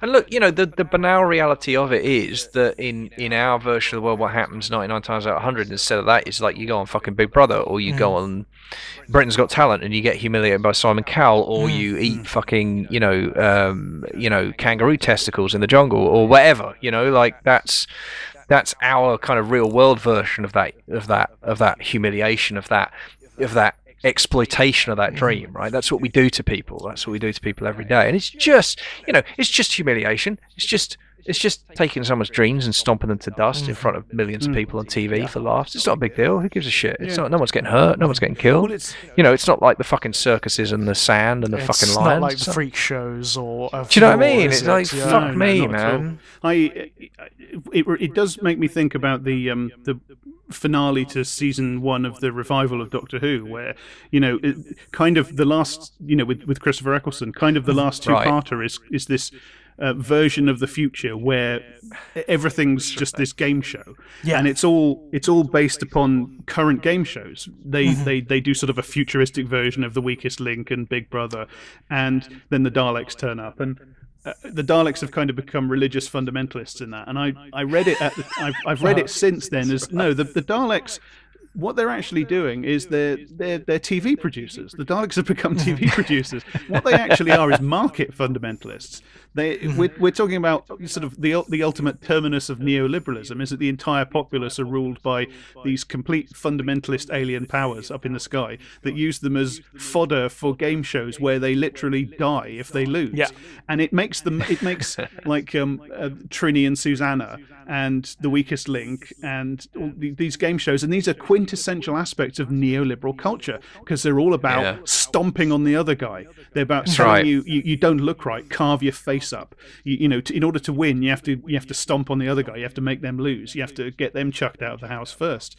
And it's a brilliant reflection of what neoliberal. I was talking about it before, the way neoliberalism has just enshrined this sadism, this petty sadism, and this constant one-upmanship for dominance in our culture. My God, how far has the show fallen since then? I know, yeah. The revival is great. All right. This isn't that podcast, you guys. Come on, this is a stay on target. Yeah. But no, I mean, this film Joker is absolutely full of bullying, and that's why it's so surprising to me that I like it, because depictions of bullying and humiliation are kind of anathema to me. I hate them on a visceral level. Yeah. But I can cope with it if I like torture. I find it very hard to watch representations of torture. Generally, it's like the sort of Eli Roth hostile torture porn stuff that has no wider context. Yeah, I mean, there are people I respect who tell me that there are some of those things that are valuable. Somebody I respect has told me that Hostel 2 is an interesting film. Okay, I'm quite prepared to grant that it might be. I don't know, I've never seen it, and I never will, because I know my limits. Yeah, sure. But stuff about bullying and humiliation, it's just, I find it incredibly hard to deal with. But this film, it felt, you said, aggressive and challenging, but I never felt like it was being done for no reason, like I was just being attacked just in a sort of juvenile way. And I think that's because the sort of the struggling for some kind of the bullying feeling of self-esteem, genuine self-esteem in the face of this society that just seems to have been completely reorganized along the lines of bullying. I mean, that's again, it's putting neoliberalism, it's putting the neoliberal turn right up there on the screen. And the biggest bullies prosper, which doesn't remind me of 2019 in any way, shape, or form. They made something of themselves, didn't they? Well, they certainly did. What a lie! Yeah, it's so great. What a lie, So great. I mean, that's the one. That is the one that turns you entirely. And there's a face he pulls when he says it. There's a micro expression of total disgust. I mean, it's a really good performance. Actually, I wanted to mention that briefly. Like the guy who plays Thomas Wayne, it's fucking brilliant. It's a superb bit. Yeah. You kind of don't really notice it because of who he's playing and the fact that he's just this kind of really hateful figure. But I mean, there aren't any bad performances in this movie. Actually, I mean, obviously, everyone's gonna be talking about him for the rest of their fucking lives because you've never seen anything like it. But but everyone in this film, his mother it's a wonderful portrayal. I think the kid who plays Bruce is great. Conroy since 6 Feet Under. Right? Yes, of course. She is amazing, isn't she? In everything she's in, she's wonderful. But her frailty in this is just so wonderful and so painful. And again, what's brilliant about her performance is it renders either reading of her story utterly credible. Whether whether it is the official version where she adopted this kid and he was abused, and then she made up that Wayne was the father, and or whether she was actually abused by Wayne and then institutionalized by a rich man with a lot of money. Either way, her performance completely fits that. It supports either reading. That's really skillful acting. I love the mother figure, because she's, however you read her, she is an abuser. She abused that child, and she abuses him still. Yes, and yet the film is very clear about that. It doesn't dance around it. It shows it to you, but it also shows you that she is on a fundamental level a very pitiful, damaged person who was probably, at least by some readings, taken advantage of by this guy Thomas Wayne. Well, she was clearly vulnerable. I mean, she's clearly incredibly vulnerable throughout, even because you're right. I mean, the moment when he's thing about mentally ill people, which we can read her as herself mentally ill. The mental illness is socially embedded. It comes from social causes, and then it is taken advantage of by these merciless forces within society that just do this to mentally ill people. They see, society creates these vulnerable people with mental health problems, and then they try to navigate society, and society looks at them and says, fresh meat. Yeah. Yep. Absolutely. Victims are we all. But to go back to that bathing scene, the moment when he's bathing her, and as I say, it's a very, very, I find it again very affecting, a very touching scene, just a very kind of real portrayal of something, by the way, that's going on around us every day, that hundreds of thousands, millions of people are doing something like that every single evening with someone they love and care for who has mental health issues. Oh, tell me about it. Right, well, yeah, George, sorry. Yeah. Well, it's my industry. Tell me about paid it. carers and unpaid carers are the unacknowledged heroes of our civilization. They just are. Yeah, that's right, and in a lot of cases are living in levels of very similar poverty to the people they're caring for. In this case, literally, they're living in the same apartment, and yet in that same scene, that scene ends. The last line in that scene is her saying to him, "But if you're going to be a comedian, aren't you supposed to be funny?" It's fucking, this film just will not let you sit. With anything without sticking the fucking knife in. It's quite incredible. No. And the other thing I wanted to pick up on as well, I was talking earlier about how Fleck's constantly trying on different masks. He's trying to find an identity. There's kind of an argument that the film stylistically is doing the same thing. We've had a conversation about the amazing amount of influences that are packed into this film. Almost a kaleidoscope of 80s revenge movies and bits and pieces from all over the place. I mean, Jack, you mentioned The Exorcist with The Step and Rocky. Both of those, I think. Of course, I'd never picked that up, but it's definitely there. It's definitely there. It's a really good catch. And I just feel like the film's stuffed with that. But it feels to me like, in the same way that Fleck is kind of flicking through a book of faces trying to find one that fits, the movie's kind of doing the same thing. Yeah. With all of these references, isn't it? Yeah. It's about identity ultimately. It's an exploration of how identity is a vacuum in a neoliberal society. It denies identity. Right, yeah. It tells you relentlessly that you have to have one, that you have to have a special identity, and then it completely undermines the social basis by which human beings build meaningful identity, which is each other, connection with each other. Yeah. And that's, neoliberalism is just corrosive to social connection. It's just like acid eating through it. And this film puts that. I mean, I've barely seen it put on screen better than this ever. Outside of very straight socially realist films, that are seen by about 8 people and a cat, and this has been seen by millions of people.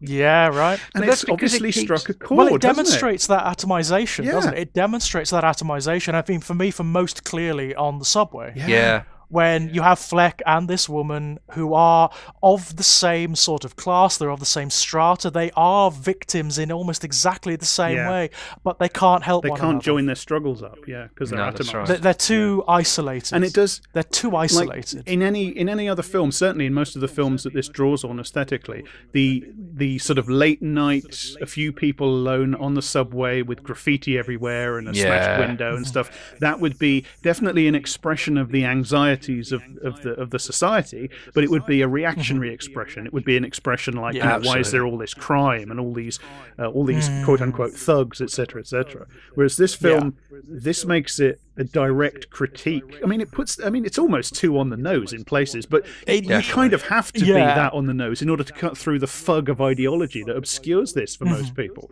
You have to make these three guys Wall Street scumbag sexual harassers who work for Thomas Wayne. Yeah, who look quite a lot like Donald Trump's sons. It's absolutely overt, isn't it? It is absolutely overt. And by the way, how's this for a character note? At least one of them knows all the words to Send in the Fucking Clowns and can sing it. I mean, it's perfect, because it is too much, actually. That is, objectively, by any sane measure, that's far too fucking much. That's just ridiculous for that scene, but it fucking works, man. It works. Through sheer, energy and balls, they sell that fucking scene to you. It's wonderful. Yeah. And it does. There are a couple of sequences like that where things are a little bit too perfect to quite ring true. Like the idea that there's somebody filming in the comedy club when Arthur's there. Like these days, obviously everybody's got a camera on their phone, no problem. But when this is set, sort of 79, 80, 81, whatever. I mean, this is another thing. The film is deliberately ambiguous about when it's set. This could be set anywhere between 1976 and 1983. It's kind of just that whole era, the era when the neoliberal turn really first started to bite, just all smooshed together. And that does kind of tie in with what you were saying earlier about the film searching for an identity. Like it's it uses different types of titles. It has like these Hollywood musical titles, but then the word Joker is in a different typeface, and it opens with the early 80s Warner Brothers logo that used to be on the front of The Shining when it was on television.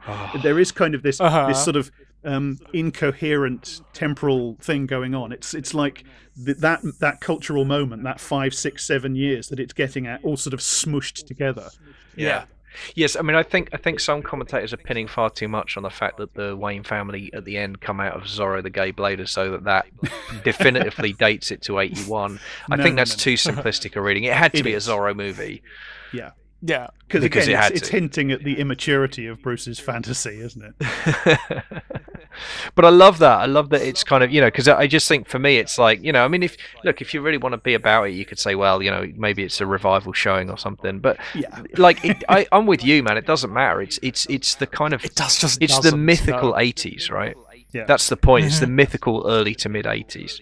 Yeah. And if you try and date it more precisely than that, I think you're kind of missing. Because I did see some complaints about the idea that Flex got a VCR. It's like, well, if it's 81, actually, they were really fucking expensive. Where did he get a VCR from? And it's cares? Like, yeah, guys. Who fucking cares? Honestly. Woods and trees, you guys. Woods and trees, Yeah. Yeah, exactly. It's figurative, for God's sake. It's not depicting a particular year. It's depicting that cultural and social moment, for God's sake. Yeah, and again, that fits with Fleck himself. Like he's temporally displaced. He's like, his narrative is like, yes, it follows linear progression, but in terms of time, there was actually a great moment. It made me think of The Shining, and you've just reminded me of it, Jack. There's a bit where when he gets the phone call, and it's like, you're going to be on the show. Yeah, I'll come on the show. And she says, how does next Thursday sound? And there's a long pause. He says, that'll be great. Like, when's Thursday in this fucking world? You know what I mean? Like, when is Thursday? It means nothing. Yeah. And then he doesn't sitting on a bus. He doesn't know, does he? Like, he doesn't know whatever she said, he would have said, yeah. But like, the film doesn't care about Thursday. And it reminded me of those captions in The Shining where the day comes up. And that become increasingly arbitrary. Right, exactly. Yeah. Yeah, the film does actually visually quote The Shining several times as well. I think there's lots of mirrors in it. There's lots of corridor shots and stuff like that. Yeah, sure and actually that shot I just described that comes after Thursday is him sitting on a bus. It's a very slow push zoom towards him, and his face is, completely blank. It's that Nicholson staring into the camera thing. Yeah. And he's got the widow's peak too, hasn't he? He's got that kind of that look. And Macaulay Nicholson, of course, has an entire other valence with this. Of course it does, yes. Yeah. Of course, yeah. I never thought about it, but yeah, of course. Yes, a somewhat different Joker, I think you'd have to say. A very different Joker, yeah, almost the antithesis of this. Although they, the thing that links them both, of course, is they're both responsible, in some way for the murder, for the creation of Batman and the murder of the Waynes. So that's interesting. Yes. And they're from the two films the only two films that really take the idea of Gotham as gothic seriously as well. Yeah, that's true. Yeah, because the Dark Knight depiction of the Joker has a lot to say for it. Most of them containing the words Heath Ledger, but yeah, the vision of Gotham. I mean, Gotham's kind of more like Chicago, isn't it, in the Dark Knight than New York? I think a lot of it's filmed in Chicago, isn't right? It, the Dark Knight. Yeah. Yeah, it's not got the same character at all. But yeah, as you say, I mean, it's funny actually. I caught the Burton Batman recently. It was on TV, and I was just channel up and.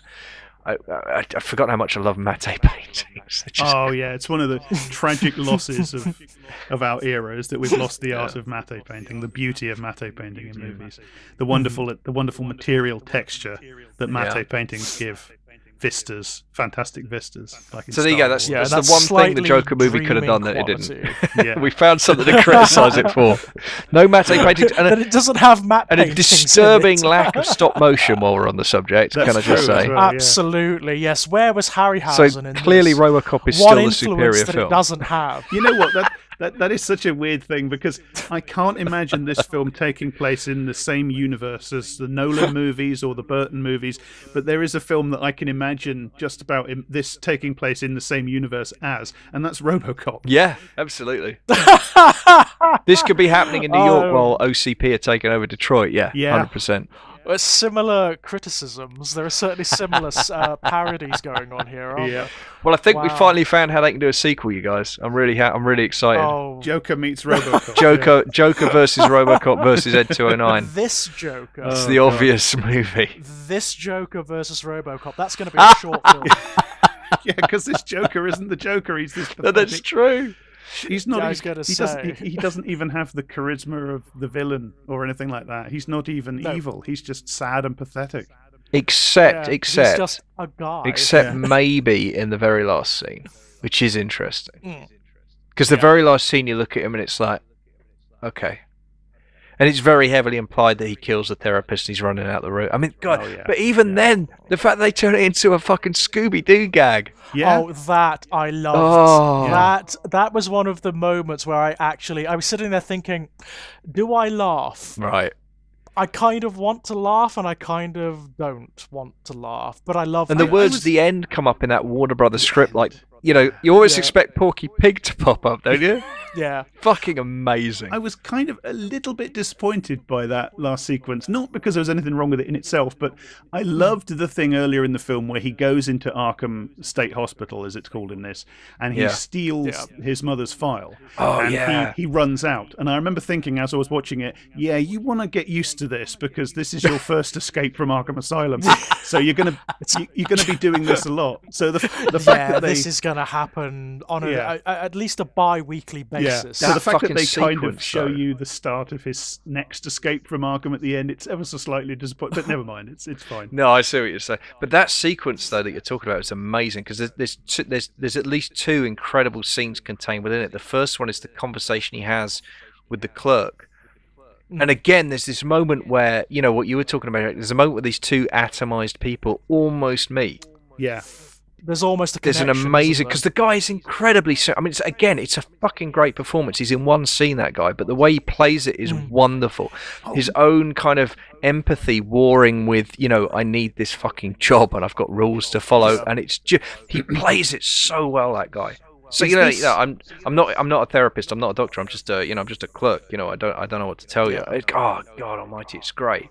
But then the second part of that sequence, which for me is like I just fucking love it, is where he's reading through the arrest report and he's reading through the interview with his mother, and suddenly he's in the room as the interview is happening. That imagination that we've seen him have throughout the film, that ability to project, suddenly he's using it and he's watching his mother be interrogated. And it's so great because he's in the background as the camera pans between the two, but you see him there, he's staring right at her, like trying to make sense of what's happening.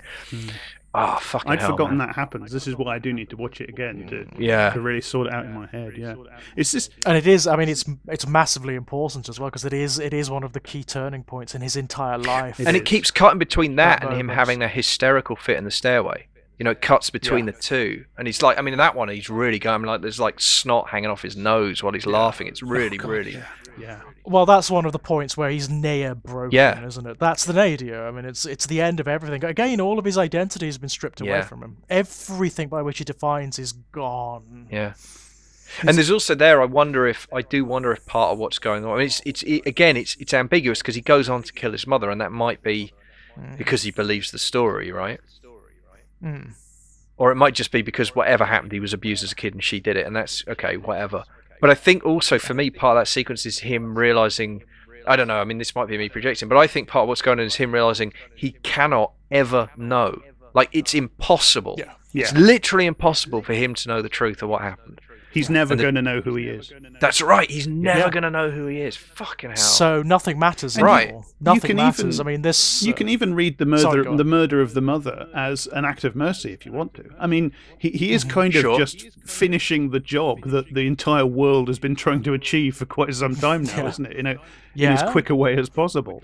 Right, and she's had a stroke and she's lost her speech and she's in the hospital and sure. And her entire life has been one of abuse and. I mean, it's undoubtedly an expression of submerged aggression towards her, and you can understand why. But again, the film doesn't valorize it in any way; it just portrays it in its stark reality. It's really, again, it's a very, very tough scene, and it's really interesting because again, the second time it really struck me. I mean, the cinematography throughout is exquisite, but he suffocates her, and then he turns to the window, and the light's coming in through slats from the window, and he looks up at it, and then he closes his eyes, and the sunlight hits him, and it's amazing because it's really clever because you see the image and I think the camera at that point cuts back so you're looking at him through the doorway and you're seeing him looking up into the light, or not looking up but moving his face up into the light, and you can tell what he's feeling. You can tell he's feeling some kind of release, some kind of moment, but it also just looks horrible. Like it looks painful. It looks, the moment is empty and you're not feeling what he's feeling even though it's fucking brilliant filmmaking, man. It really is just like, I cannot immediately recall a movie that I've seen that's just this kind of frame by frame good. You know what I mean?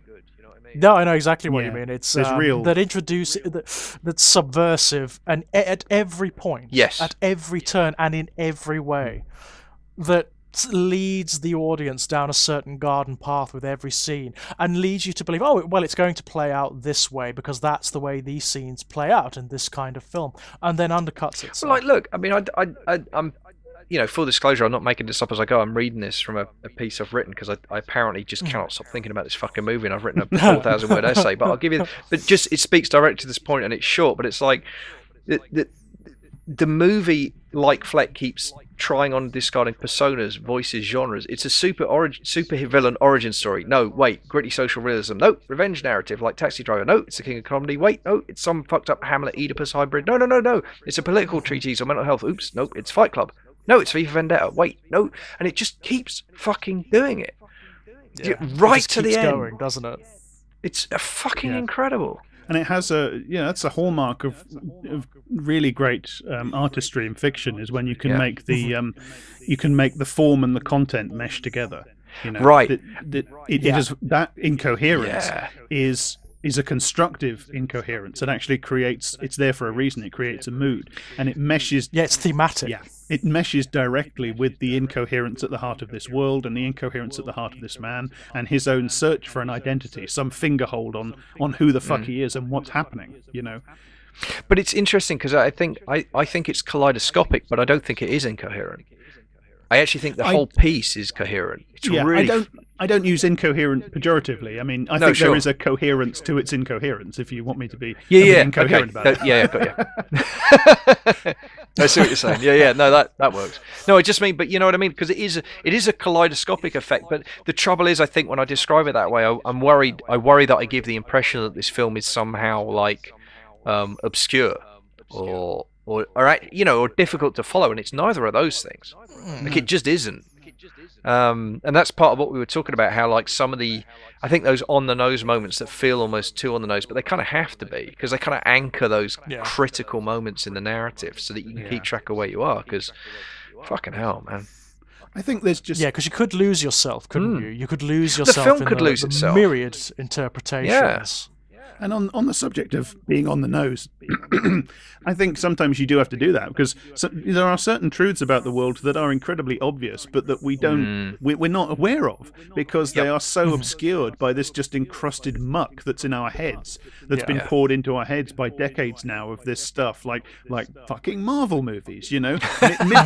Millions of people go and see those, and they don't realize that they're watching stories about, you know, fascistic, super Christ-like billionaire saviors. You know, they don't recognize the political valences of what they're watching, because just this absolute rock bed of crap has just accreted in their heads from years of it being pumped in from newspapers and TV shows and soap operas that just reinforce social norms. And I'm not being elitist about this, because it's all of us. It's all of us.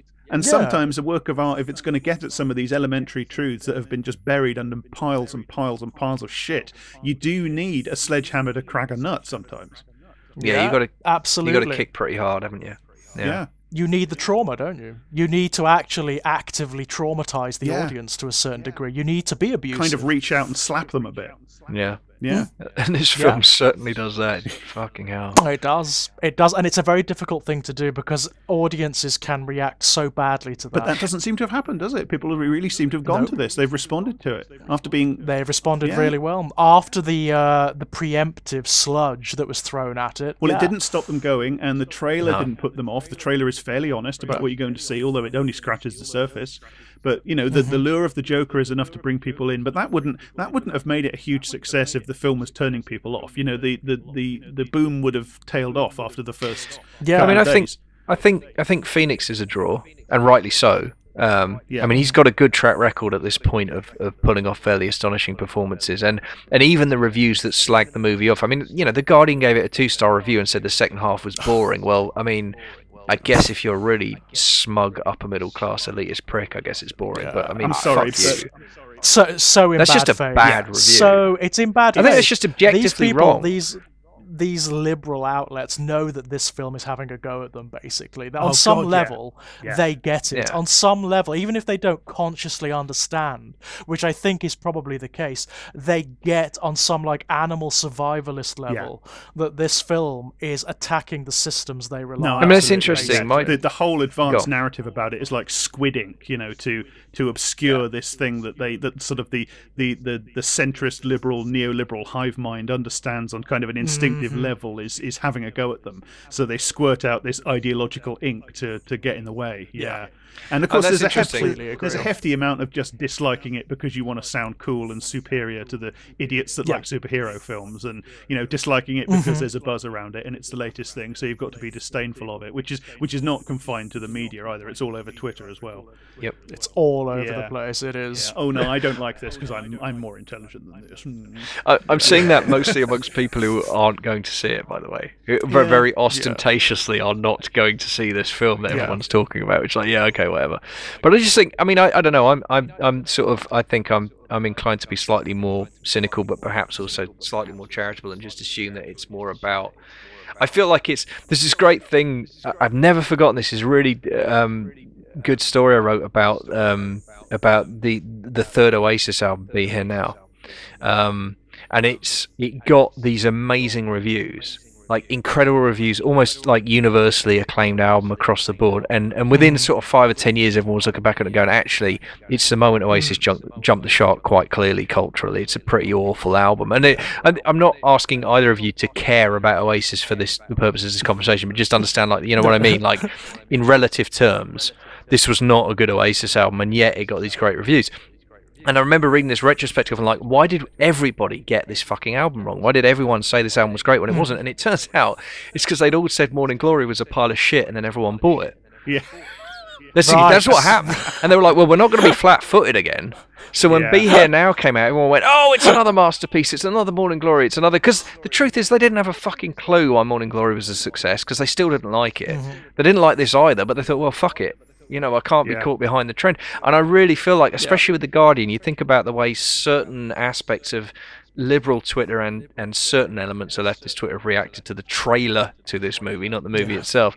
And you can kind of see how someone went in with just a presupposed, like, I can't give this a good review. You know what I mean? Yeah. But to call the second half boring, I don't know what they're talking about. I just like, dude, come on. We're all going to see it eventually. You're going to get found out with that shit. You can't get away with that. They're just doing what Paul Joseph Watson did before. Exactly, from the other perspective. Yeah. They've got a narrative that they want to end up at. They've got a conclusion they want to end up at, an a priori conclusion. So they find stuff from the film to support it. That's exactly what he did. Yeah. That's exactly what they're doing. But I mean, where I started with that was just to say that, like, even in that review, even in the 2-star review in The Guardian, they talk. I mean, I think the subheader was, like, amazing central performance marred by blah blah blah blah blah, whatever. Yeah. And it's like, I think enough people will go because it's Phoenix and because they know he's, and because they're, you couldn't write an honest review of this movie that slagged off Phoenix's performance. I mean, you just couldn't. No, it's pretty much untouchable. And I think that will get enough people through the door. What I want to know is, what the fuck are they thinking about it now? That's the bit I'm genuinely like, what impact is this having? Because this is now, I looked it up just before we came on Wikipedia, this is the 4th highest grossing R-rated movie of all time in America. Wow. Right now. It's just about to hit $1 billion box office. Wow. It's at 970 at the moment.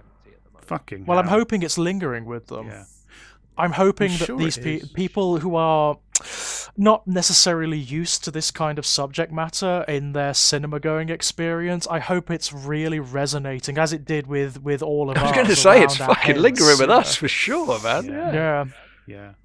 I'm hoping they were a bit traumatized by it. So I'm hoping they were a bit shook up by it. It shows that there is an audience for complex, intelligent filmmaking that makes demands of the audience and questions social issues in a non-didactic but a complex way. And it's. I mean, I liked what you said earlier, George, about we have a problem understanding and coping with nuance in art anymore. Because it's kind of been driven out of us. That like if you take like a Marvel movie, the themes that like they start the writers around the table in the Hollywood office or whatever, they said, right, this film is about this and this, and it's this important theme and that important theme and third important theme, and if you watch it, like the themes are spelled out to you by the characters every few minutes. Yes, I mean, they're actually told to you as the audience, aren't they? They may as well turn to the camera and talk at you directly. In fairness, the Nolan Batman films suffer from a terminal case of this. They announce the themes at you in the dialogue, and it's just like we've grown accustomed to the idea that films have themes and they're put there by the writers, and then the writers give them to the characters to tell the audience, and then the audience and the critics come out and say, the film was about this. That is just not what this film does. So I do understand the nervousness some people might feel going into it, because we do have a problem now with guys, alienated, lonely guys picking up machine guns and walking into mosques and synagogues and leaving manifestos on 4chan. Absolutely, I understand the nervousness. Absolutely, but that is, a celebration of that is absolutely not what this is about. This is actually, a powerful. I think it's a powerful intervention in that. I can't imagine any guy like that walking out of this film feeling validated or championed or anything like that. On the contrary. They have misread the film profoundly. Yeah, I mean, if they do, then they're doing a Paul Joseph Watson. They're not watching the film; they're watching what's already written on the inside of their goggles. Yes, absolutely. I mean, I'm just looking for imagery or for an excuse or whatever. That's it. Yeah, I mean, I don't want to be a downer about this. But I've seen memes from alt and far righters placed on Twitter that take the imagery of the movie Starship Troopers and use it to promote a pro-fascist agenda. I mean, stupid people will do stupid things. Willful fash will willfully misinterpret anything in order to make it theirs, because they don't care. No, right? They did it with Heath Ledger's Joker. They'll do it with this one, but it does work the other way. I mean, I don't think you can get any more revolting expression of neoliberal ideology reactionary neoliberal ideology than the Harry Potter books / films, right? And yet in 2011, when you've got students rioting against tuition fees, they're holding up signs that say, this never happened at Hogwarts, and they're casting Expelliarmus spells at the pups that are right. What was I've forgotten the word. Kettling them, People will take this stuff and they will use it for whatever they want to use it for. Well, I mean, fucking hell, the V for Vendetta mask. I mean, the irony of a mask that was mass-produced by Warner Brothers to promote a film that was rejected by the creator of the original comic book that's itself about anarchy and violence and when it's appropriate and when it fucking isn't. And the fight of fashion. I mean, it's just like, the layers of that are just bonkers. The Joker face paint is now being worn by people demonstrating in Lebanon and places like that. Wow. There's huge protests in Lebanon and places like that at the moment across that region, and people are getting their faces painted like Arthur Fleck Joker. Wow. Interesting. So it's already happening. It's already out in the world. Globally. Yeah. Interesting. Fucking hell. You see, I knew that was going to happen. Wow. I'm going to give myself a little pat on the back for that. Because I remember there was some conversation where it's like, oh, no one will. I think someone at one point said no one's going to dress up for Halloween as this version of Joker, and I was like, yeah, they fucking are. Oh yeah, absolutely. Yeah, they absolutely. Because like full disclosure, I might. Yeah, I fucking might. I was gonna say I might have a go. I thought about it. I'm not gonna lie. I thought about it. Yeah, definitely. I've got the nose. I think I could pull it off. I mean, just aesthetically alone. Yeah, it's a good look. It's certainly a look. Yeah. It's a striking look. I think it draws on Gacy, actually. Pogo, Gacy's Pogo. Ooh. If you look at like the blue triangles, the eye makeup, it's not unlike Gacy's clown makeup. It's not entirely outside of it. Yeah, and again, just those vague echoes of the Crow, right, around the eyes, which I think is interesting too. Because I still think, that's going back to the revenge narrative thing, but I do think that ties in with that whole concept. Because, fucking hell, God, how much did I love The Crow and how terrible a film is that? But I did love it as a teenager. I adored that film because the soundtrack spoke to me, the look spoke to me, the whole thing, Yeah, there are certain generations, I was exactly the same, who, when we were teenagers, we experienced The Crow, and it was the coolest thing ever. Of course it was. And the tragedy of the fact that, you can't divorce it from the pathetic romance of the fact that the lead died during the filming, right? And he was beautiful in that film. I mean, come on, just look at him. Yeah, he is, no doubt. Impossibly beautiful guy, just in general, Yeah. But, and then you kind of come back to it 20 years later, and you're like, okay, but with the benefit of hindsight, this is kind of. It's very much like watching The Matrix now. When that was the epitome of. Oh, that was the coolest thing in the world. Yeah. Yeah. Wow. It's very goofy. It's very goofy. But this, this film is just determined to subvert that whole thing. It's determined to subvert. Because The Crow is the ultimate. It certainly was when I was 16 or 17 or whatever. The ultimate kind of catharsis, revenge, right? The ultimate.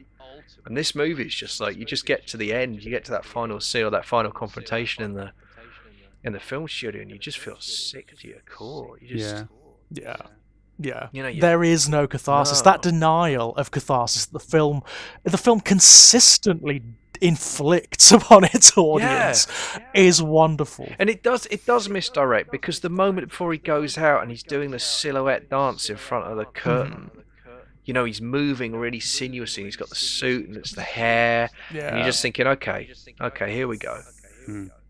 And then, nope. But that dancing, that's like self-comforting, isn't it? That's Yep, there is an element of the stimming about it. Yeah. Is there not? Yeah. Is there not? Like in any other Joker story, this would be like, at a certain point in the proceedings, the Joker signals and, his goons wearing clown masks come in and the audience is held hostage, and he puts on a big show where he kills the guests one by one, as part of the comedy. It'd be something like that. But no, this is just he doesn't have anything to say. He gets his platform and he doesn't have anything to say. He just talks about civility wonderfully. He talks about courtesy, doesn't he? He kind of has a very vague understanding. He knows that something is deeply wrong. It's a jungle out there. Nobody likes anybody. Nobody's kind to anybody. But he doesn't have an analysis. He doesn't have any politics. He even says, "I'm not political." Yep. He's not smart enough, is he? The guy is actually not smart enough to understand what is being done to him and why he's dissatisfied. Yeah. And he's been denied. So he actually uses the prescribed language, the language that his mother would use. That's right. Well, because he's been denied access to knowledge. He's been denied access to a wider language and vocabulary. He's trapped. He's completely trapped by the language he's been given. He uses what he's got, doesn't he? And it's insufficient. He's not even talking about courtesy. He's not talking about civility. No, he's talking about love. He's talking about acceptance. It's the general frustration. It's much wider than any language that he can provide. But it comes off as kind of puling and kind of pathetic and maudlin and narcissistic. Which is why somebody like Murray Franklin, despite the fact that he's completely in the wrong and he's completely a representative of this rotten system, and he's an idiot and he's totally unfunny, etc., he can run rings round Arthur in argument. And, Arthur runs out of any resources but violence. He doesn't have any answers to what Murray says to him, despite the fact that Arthur is more in the right than Murray. Murray is winning the argument because he's within the system. He's got all that cultural capital and that cachet and the education, and he can express himself coherently, and Arthur can't do it. So Arthur just gets to the point where I can't get it across. I can't get this fucker to understand what I'm saying. And that's...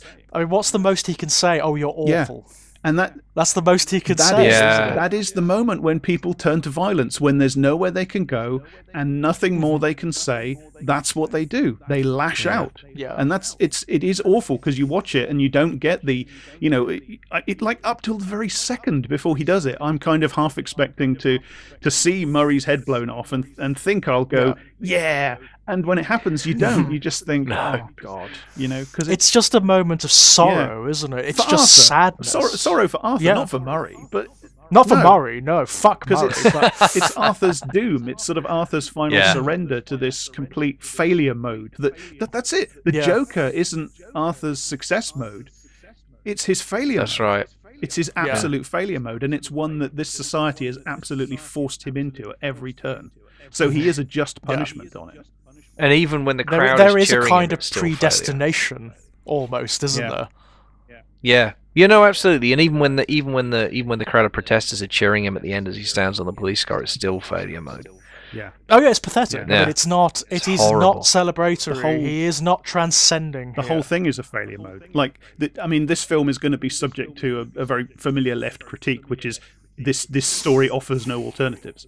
And that's absolutely right. It doesn't. Yep. There is no workers' movement that can step in and et cetera, et cetera. But of course, we have to face the fact that didn't happen. The workers' movements, the unions, etc. They were defeated. Neoliberalism defeated them. That's why we are where we are, because we lost. Mm-hmm. So far, at least, we lost. And this film, this film is not here to be a political treatise about what is to be done. It's just here to tell us the truth about what happened. And I struggle to think of any piece of visual art I've seen that puts the psychic experience of neoliberalism, living under neoliberalism, the there is no alternative, the experience of that up on the screen so powerfully. I really absolutely. do. Mm-hmm. And that's what it's doing. That's why it offers no alternative, because, at least at that time, and so far, there hasn't been one. There hasn't been one, no, absolutely. And the film, if nothing else, is honest. Yeah. It's powerfully honest. And also, it's not there to do that. It's not trying to comfort you. Well, art doesn't have to be political manifestos. It's art. It's different.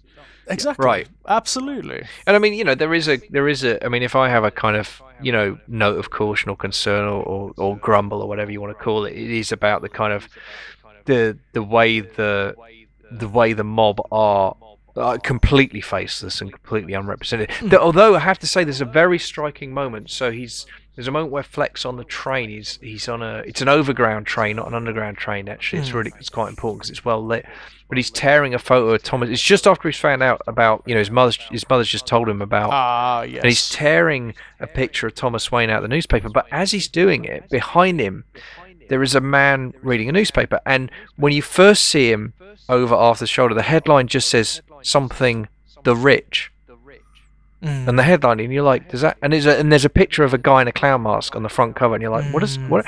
And then it cuts to another angle, and all you see is the first word of the headline, which is kill.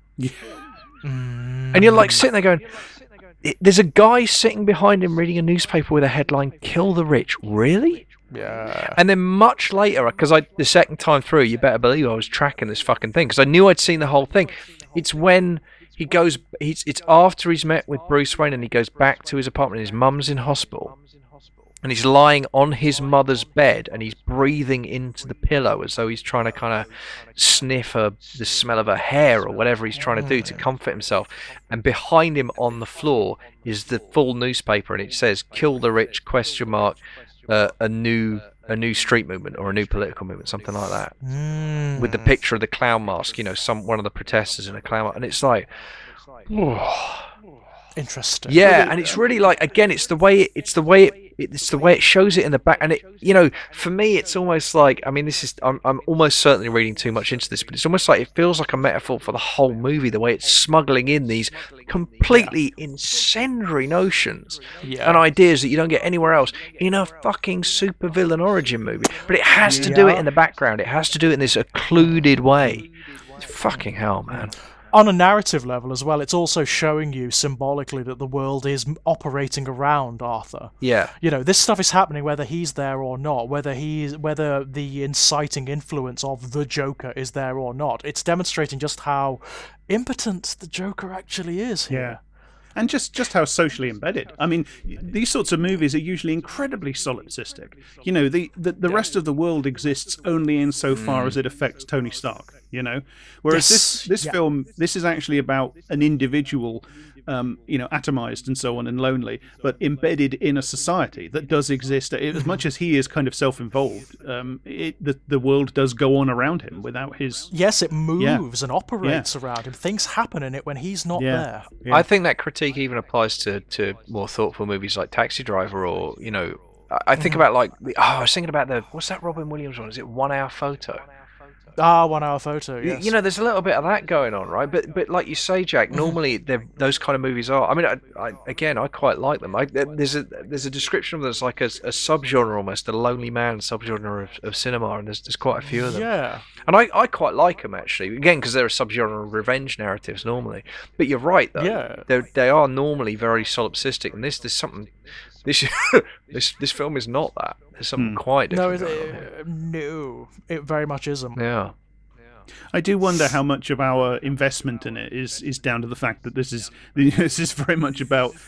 I mean, you can't get past the criticism of this film, which is that it is about man pain. It is about the pain felt by men, and specifically white men, etc. And so there is going to be an extent to which this maybe speaks to us more directly than it does to other people. But I think one of the, I mean, if you'll forgive me talking like this, one of the problems for men, particularly in our culture, is in a way we do have the same sorts of problems of representation that other people do, not in the sense of our visibility, because of course we are the most visible creature in Hollywood. The white man is absolutely it is the baseline of humanity. Humans in Hollywood are white men, and then there are other sorts of creatures that diverge from that, and they pop up occasionally as well. So I'm not doing any sort of MRA kind of thing about how men are represented. I'm not saying men are slandered or anything. I'm not doing that. But we are. I mean, men are completely misrepresented by Hollywood. Tony Stark is not a representation of anything I have ever felt or experienced in my entire life. No, he may as well be an extra-dimensional alien. Yeah. Mightn't he? Yeah. And in terms of the way he operates, his insane genius and whatnot, his the charm that can only be stage managed, but which is natural to this creature. There is basically nothing in Tony Stark or Steve Rogers or John McClane or any of these people that represents me. I mean, apart from their outward appearance, and I don't look much like Bruce Willis, but apart from that, there is nothing about them that connects with me whatsoever. And in fact, they are a form of tyrannization over me, because they're a kind of, you ought to be like this, you ought to look like this, you ought to act like that. And I'm not doing an MRA whinge. I'm not saying we have it worse or anything like that. But not at all. No, but it's a point to make. Whereas this film, I feel an empathy with Arthur Fleck. I feel like I've had a much easier life than him. Don't get me wrong. I've been very lucky compared to this poor fucker. But I watched this film and I do feel powerfully echoed. I do feel in some sense represented. The experience of actually being a human person who happens to be a man, living in the ruins of neoliberalism. I did feel watching it like it was connecting with me as a human being. Yeah. Well, look, I mean, this is something that George and I have spoken about before, certainly in other contexts. I think, Jack, you and I probably have touched it at some point as well. But, patriarchy fucks up men. Yeah, absolutely. Yes. As well as women. Absolutely, And it fucks them up in different ways and for different reasons. And, and the damage done to women is, I think, worse in most axes and on most ways. But it still fucks up everybody it touches, including men. Yeah. In exactly the way you've described. It creates for us these completely ridiculous, unrealistic role models. And if you look at them and think, that's not me, then somehow you're not a man, and therefore you're not part of that. Yeah. You're kind of fucked either way. You either break yourself to fit in with the fantasy of what masculinity is, or you admit that you're not, and then you have to turn in your man card. I mean, either way, it's kind of. Yeah. And the again, worst that's not. thing you can be is weak, isn't it? The absolute worst thing is have any weakness at all, any human weakness. Any kind of vulnerability. Yeah, absolutely. Yeah. And it's just film is verboten. And of course, notions of vulnerability are bound up with notions of femininity as well in these systems. So it's bizarre what is considered to be weak. Yeah. And it is, without for a moment giving anybody any excuses, it is that kind of psychic violence that is done to people that that toxic masculinity, patriarchy inflicts upon our experience of our lives, that does lead people towards violence as an expression of the alienation and the dissatisfaction they feel.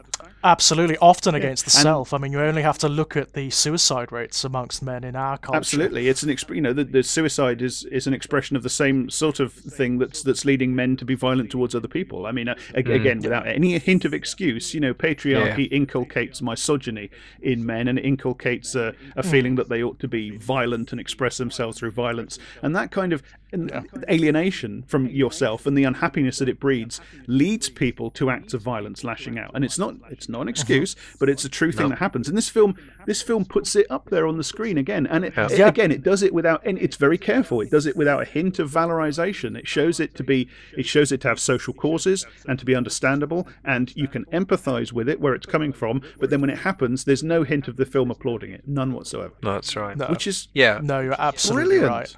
No, Genuinely. Again, from this kind of film. Yeah. Right.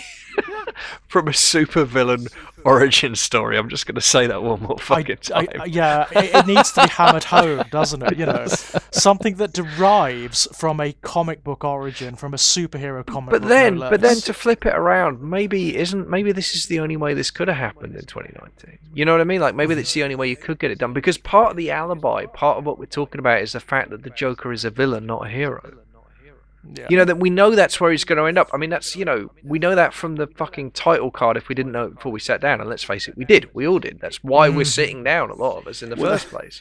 That's what we want to see. We want to see the charismatic villain that we enjoy. We love villains. We love them because they express our fantasy of getting a revenge on a world that fucks us over. We get to be the villain. We get to be stylish and in control, and we always have a quip, and we just get to do whatever the fuck we want. We don't worry about the consequences or the morality. That's the fantasy of the Joker. He's kind of the ultimate expression of that desire that we have, and it's a pleasant fantasy. It's absolutely embodied in the Ledger Joker. And I don't know. We should do a separate podcast about the Nolan films, because I have so much to say about the Ledger Joker and how there's a lot going on. He there. Subverts it as well in a different way. He portrays absolutely. himself as an anarchist, and he's a conservative with that deep cynicism and pessimism about people. No, anarcho-capitalist, Jack, please. Yeah, exactly. Anarcho-capitalist. Yeah, and he portrays himself as a man who has no plan. This man never does anything that he hasn't planned 3 weeks in advance. Yeah. But I mean, that's what we want to see. We want to see that fantasy, and the film just completely undercuts it.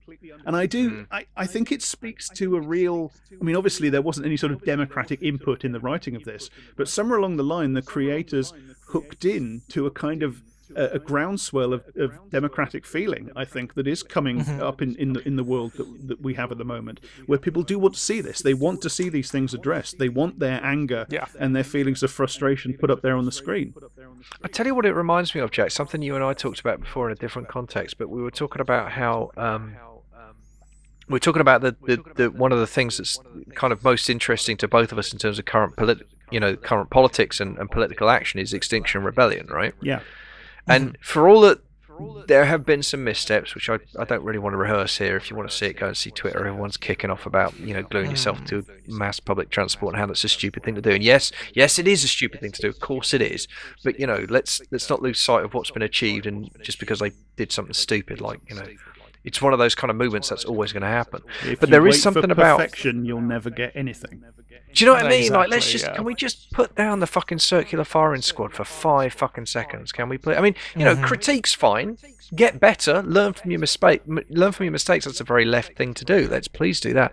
But fuck me, guys. Can we not just? Oh, this is the day Extinction Rebellion became irrelevant. Because no, fuck off. You know, fuck all the way off with that bullshit. But the point is that what we were talking about was how we were interested in the fact that what they represent is a kind of, you know, we've been educated about climate change for years, for decades in our schools, and we've been taught as kids this is a thing that's happening and it's bad and it's wrong. And then when we get out into the world, it's just been lip service, you know, lip service after lip service after lip service. And for me, Extinction Rebellion is, yes, in a lot of cases, okay, yes, middle class people, yes, absolutely, going, wait a fucking minute, I've got kids. I'd quite like them not to fucking drown or burn to a crisp or starve to death because we've completely fucked the planet. You know? And like, it's that feeling of like, we've been fucking lied to, or we've not, our concerns have just not been addressed. And like, you know, McDonald's moving from styrofoam to paper Filet-O-Fish holders is not actually going to...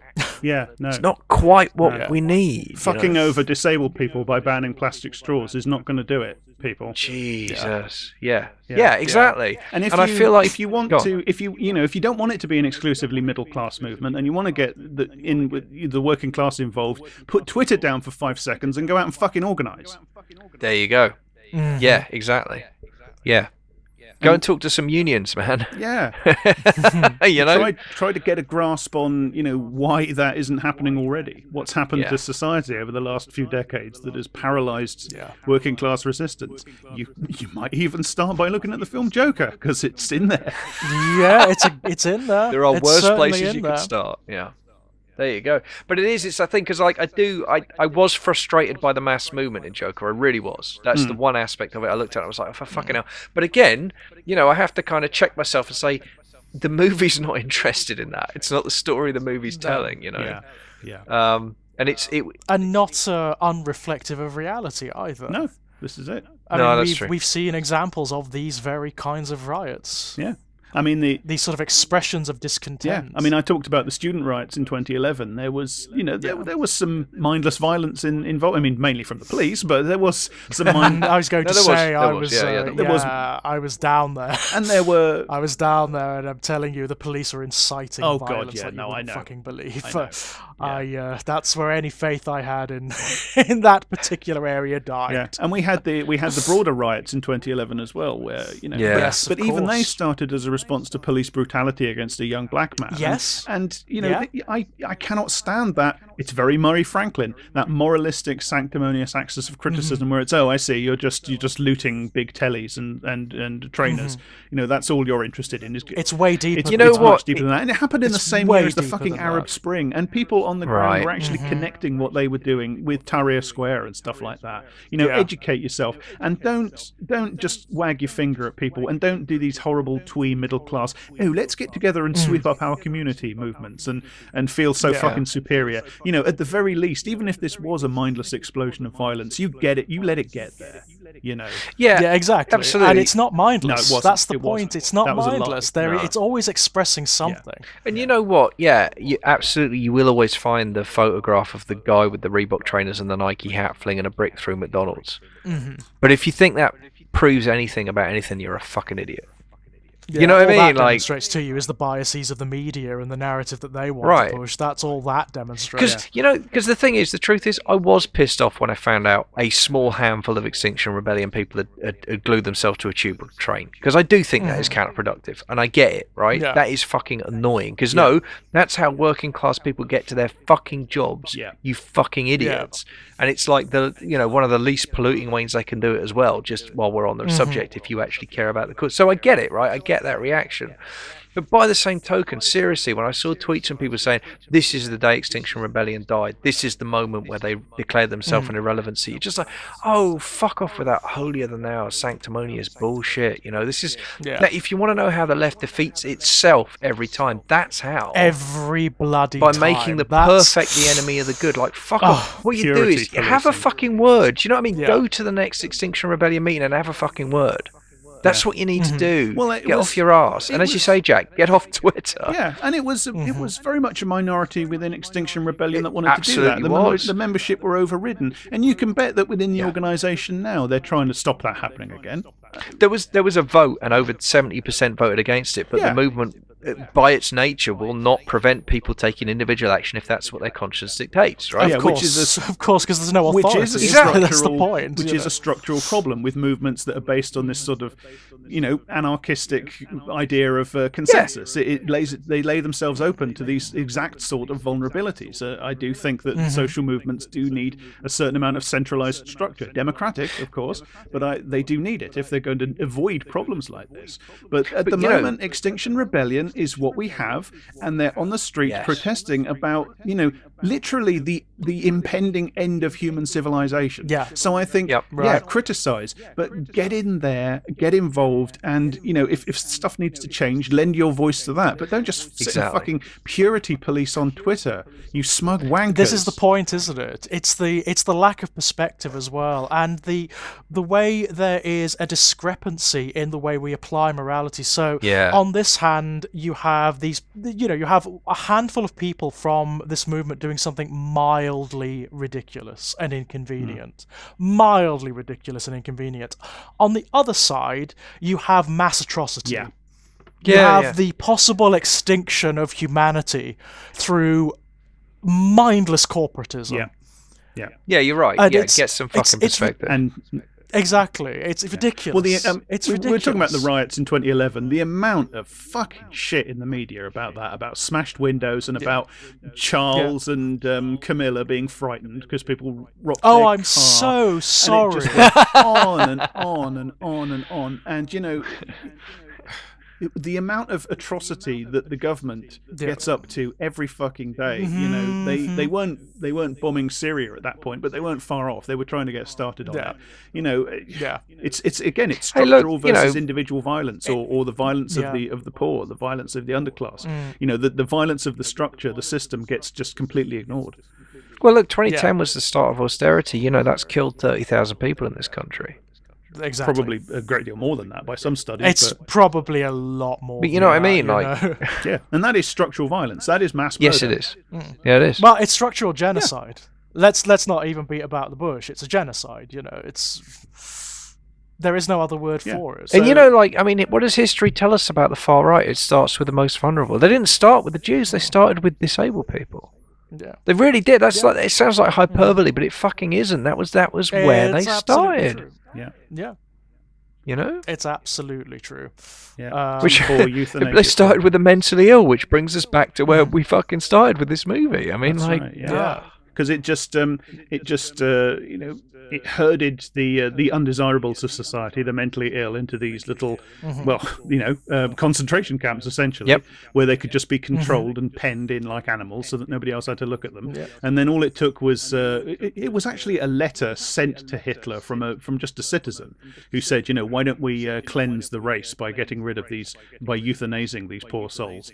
And because it was a radical measure, some bureaucrat took it to Hitler, and he always liked radical measures. And because of this one letter, it's literally that. A letter was sent to the Reichschancellery, and then Hitler gives his go-ahead. And then before you know it, you've got mentally ill people, Down syndrome kids, etc. They're being gassed in hospitals.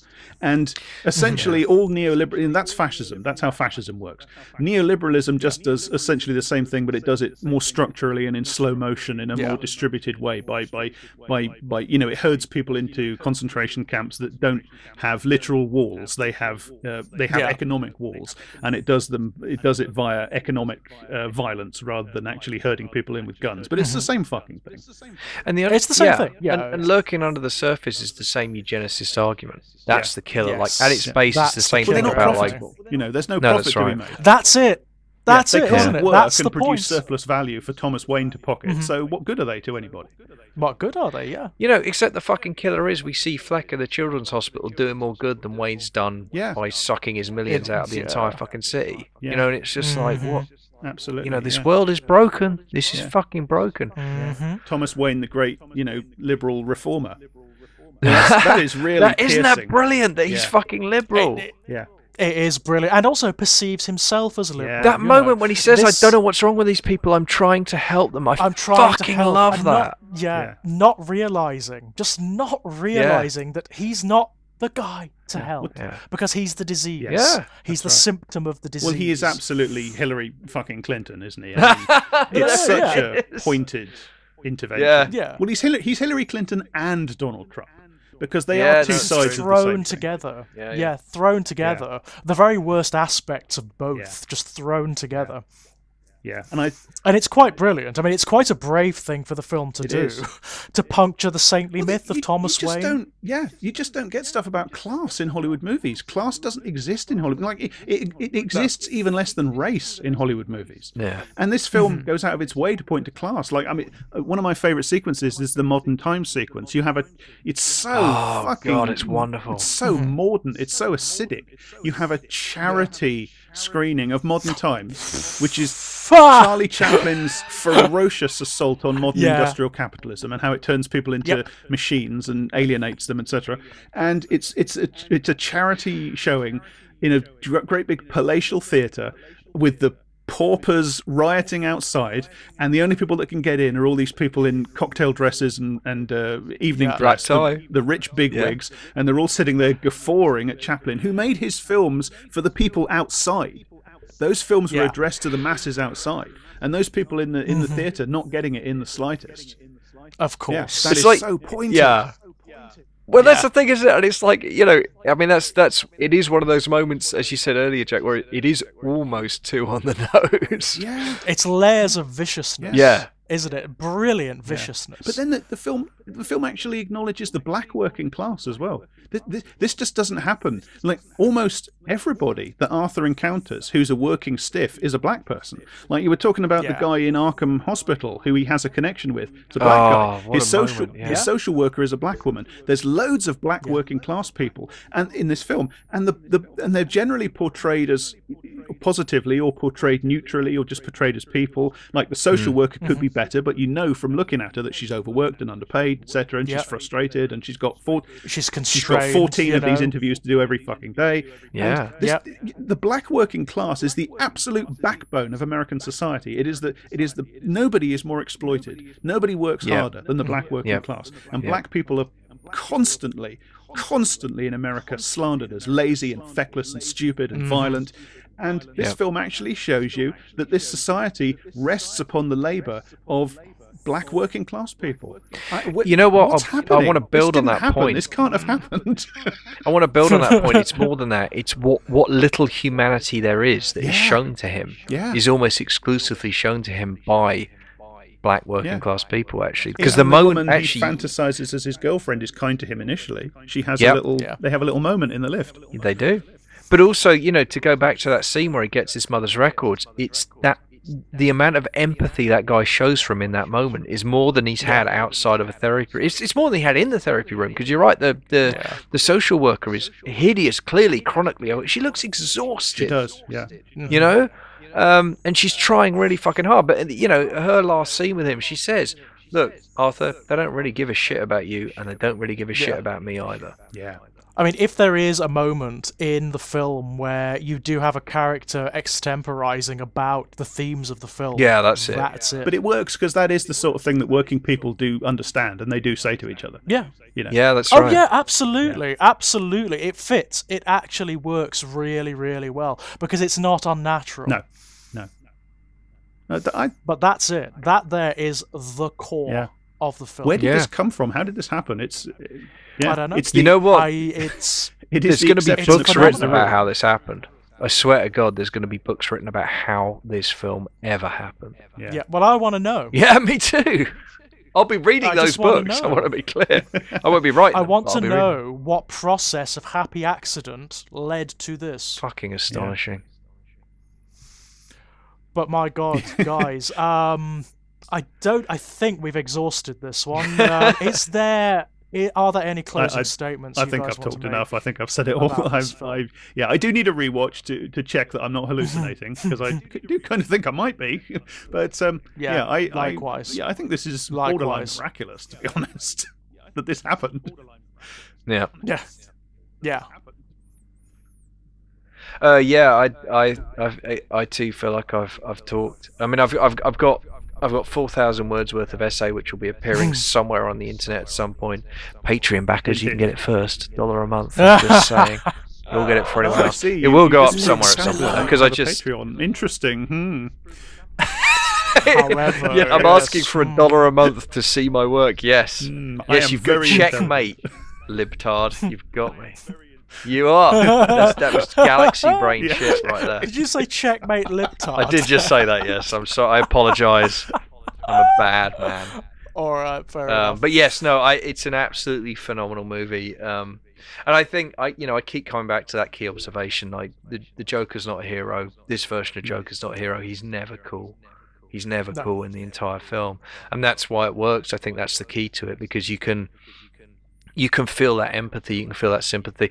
You know what? I was thinking, I finally worked out the last time I felt this way about a work of art was when I read Stephen King's Rage when I was 15, 16. Whoa. And I was still going to classrooms. I was still required by law to go to classrooms, and I understood the pathology of that person, even though violence was not something I was ever going to enact, but I understood the thing. And I think that this movie resonated with me in similar ways, because it's at the core of it, it's all the stuff we've talked about. It's about bullying and the bullied and the way it feels to be in that space and to feel that. And it's just the entire film is just kicking the legs out from under this guy again and again and again and again. And there is that feeling of there but for the grace of God, there but for privilege, there but for the things I've had going for me. And that that is uncomfortable. That is an uncomfortable thing to face. That is an uncomfortable thing to think about and feel, especially I mean, I'm sure that's part of why it hit me. I'm at a point in my life now where there is, touch wood, there is some level of stability, there is some level of kind of happiness, fulfillment even, but it was a long and tough path. Nothing was guaranteed, and nothing is guaranteed going forward. It's this, to see that darkness on screen and be reminded that this is possible. Yeah. This is a possible thing. This is a real thing. This is something that can happen. Fucking hell, man. That's why I came out feeling devastated. Yeah. The incredulity that it exists. But that too, yeah, sure. It's insane. It's absolutely insane. I mean, all I really want to say to people is I know a lot of people who have been put off from this film by the preemptive, agenda-driven reviews and whatnot. Please go and see it. Oh, please. That's all I would enjoin you to do. Please, please, please go and see it. What they claim it does not. They are categorically wrong. Yeah. So almost exactly on almost every like the level. opposite of what they say. Yeah. Yeah. The inversion is true. Please, please, please go and see it. And if you are angry at it, please come at us. Please give us your interpretations, because I would actually love to hear that. Absolutely. I would actually love to hear that, because I think there's space for it in this film. The film is like a giant Rorschach inkblot test. It's so ambiguous. It's so open to interpretation. Please give us that interpretation. Please tell us what you think. I would love to know. Yeah. I would love to know and get some alternative interpretations of what's happening. Comments down below, please go ahead. But apart from... Yes, this is YouTube. That ain't going to happen. That is not going to happen. Although, it is the Exaggerated Elegy channel, and it actually tends to be generally okay down there. You are one of the islands of civilization on YouTube. Yeah, well, maybe I'm just waiting for the bubble to burst, just waiting for it to rupture and for the poison to flow in. But apart from that, guys, is there anything you would like to pimp out before? Oh yeah, sure. Jack, firstly, I want to say thank you so much for having me on the show. It's been a real pleasure and a real honor, and it's been a thrill to finally. It's been like sort of somehow jumping into the show, because of course I've listened to loads of you two talking to each other, and I've listened to loads of Strange Playgrounds and stuff, and I love it. So it's great to finally be on. Thank you so much. Thank you so much. And I'd love to do this again, maybe about some more Batman-related stuff. That'd be great if you want me back. Oh my goodness, and I would actually love to sit and we should chat to do you that about one day. Doctor Who at some point as well. Jack No, doesn't I like think talking that about would be- Doctor Who, George. Don't bring Doctor Doctor Who, Who. sorry, I don't. So I understand. Not familiar so I with that. understand. Yeah, this is some strange phenomenon that I've never encountered before. Yeah, particularly, I would love to do the last season in particular. Yeah, we should arrange it. about And I think, I don't know, Kit, you might have a few thoughts about that, especially relating to spiders. I don't know. Sorry, Jack. I thought you wanted to go to bed. I didn't realise you wanted another half an hour to even of spittle-flecked rage. You should have warned me. I'd have gotten warmed up. The S word in Kit these days. Yeah. No, it's the A word. Right. It's the A word. But yeah, pimping out. You can find my Twitter at _Jack_Graham_. You can find links to pretty much everything I do on there. My blog, Shaboom Graffiti, which is spelt with one O for reasons that are too complex and tiresome to go into now, which is part of Eruditorum Press, where loads of interesting people blog and write about all sorts of stuff. I myself have written about all kinds of things: politics, Shakespeare, Doctor Who, movies, etc., etc. And my biggest project at the moment that I'm most proud of is a podcast that I'm doing with my very good friend and comrade Daniel Harper, called I Don't Speak German. You can find that at Libsyn. It's also on Apple Podcasts, and it turns up in most most podcast catching apps and things. And it's a podcast where Daniel, who has spent the last 3 years studying the far right, listening to their podcasts and their YouTube videos and stuff like that, actually delving deep into who these people are and what they say to each other. Today's Nazis, white supremacists, alt-right, far right, etc.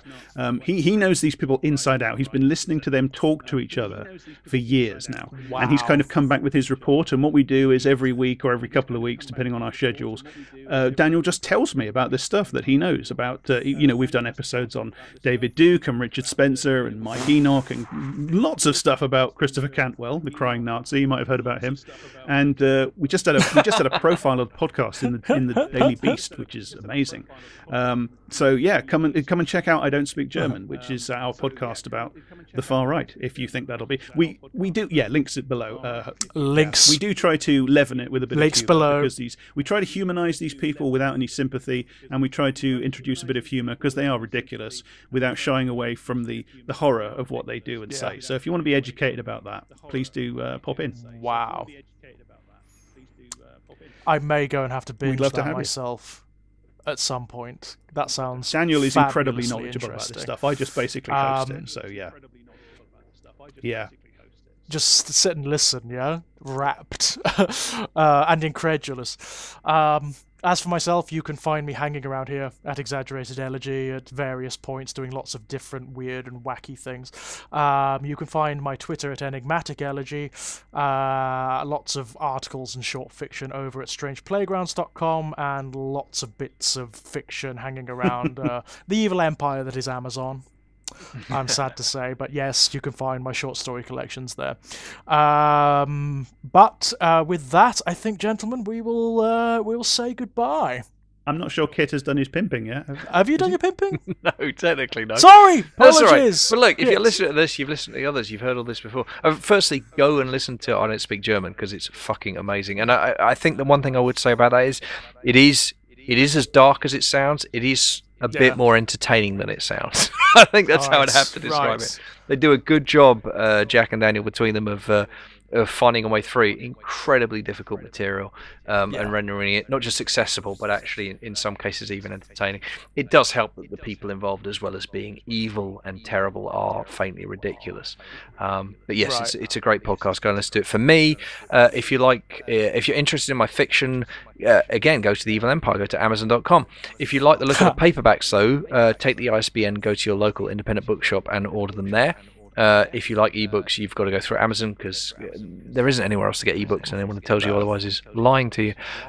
So just do that. That's fine, and I will get paid either way, so that's cool. If you want my non-fiction work, I do have a non-fiction book out as well, which you'll find on Amazon. It's a book on the movie Tommy. But if you want anything else, either go to Ginger Nuts to Horror. If you want it for free, My Life in Horror is my column over there, where I write about the stuff that's messed me up as a kid. If you're interested in my non-fiction work and you want to get it before anyone else, go over to patreon.com/kitpower. give me $1 a month, you will get something from me every single week, whether it's audio content like this or written work. Most of the stuff you'll get from me there is non-fiction. Occasionally you'll get the odd short story or excerpt from a novel or whatever it is I'm working on. Basically, it's a way of me making sure I've always got someone sort of cracking the whip at my back and getting me producing work every week. So if you want to, you know, provide a little bit of extra money for that, that would be incredibly welcome. And in exchange, you'll get my stuff before anybody else does, which is nice. Excellent. So if you want to crack the whip, you know. Indeed, yes. Yeah. I'm here to be beaten. My Patreon as well. I always forget. That's true, Jack does, and you should back that as well. Thank you. Excellent. Again, down below, ladies and gents. That's where you'll find it. So, and with that, guys, thank you so much. Thank you so much for coming on. It's been a pleasure. It's been fantastic. No, brilliant. Thank you so much. And thank you guys for listening once again. Until next time, bye-bye.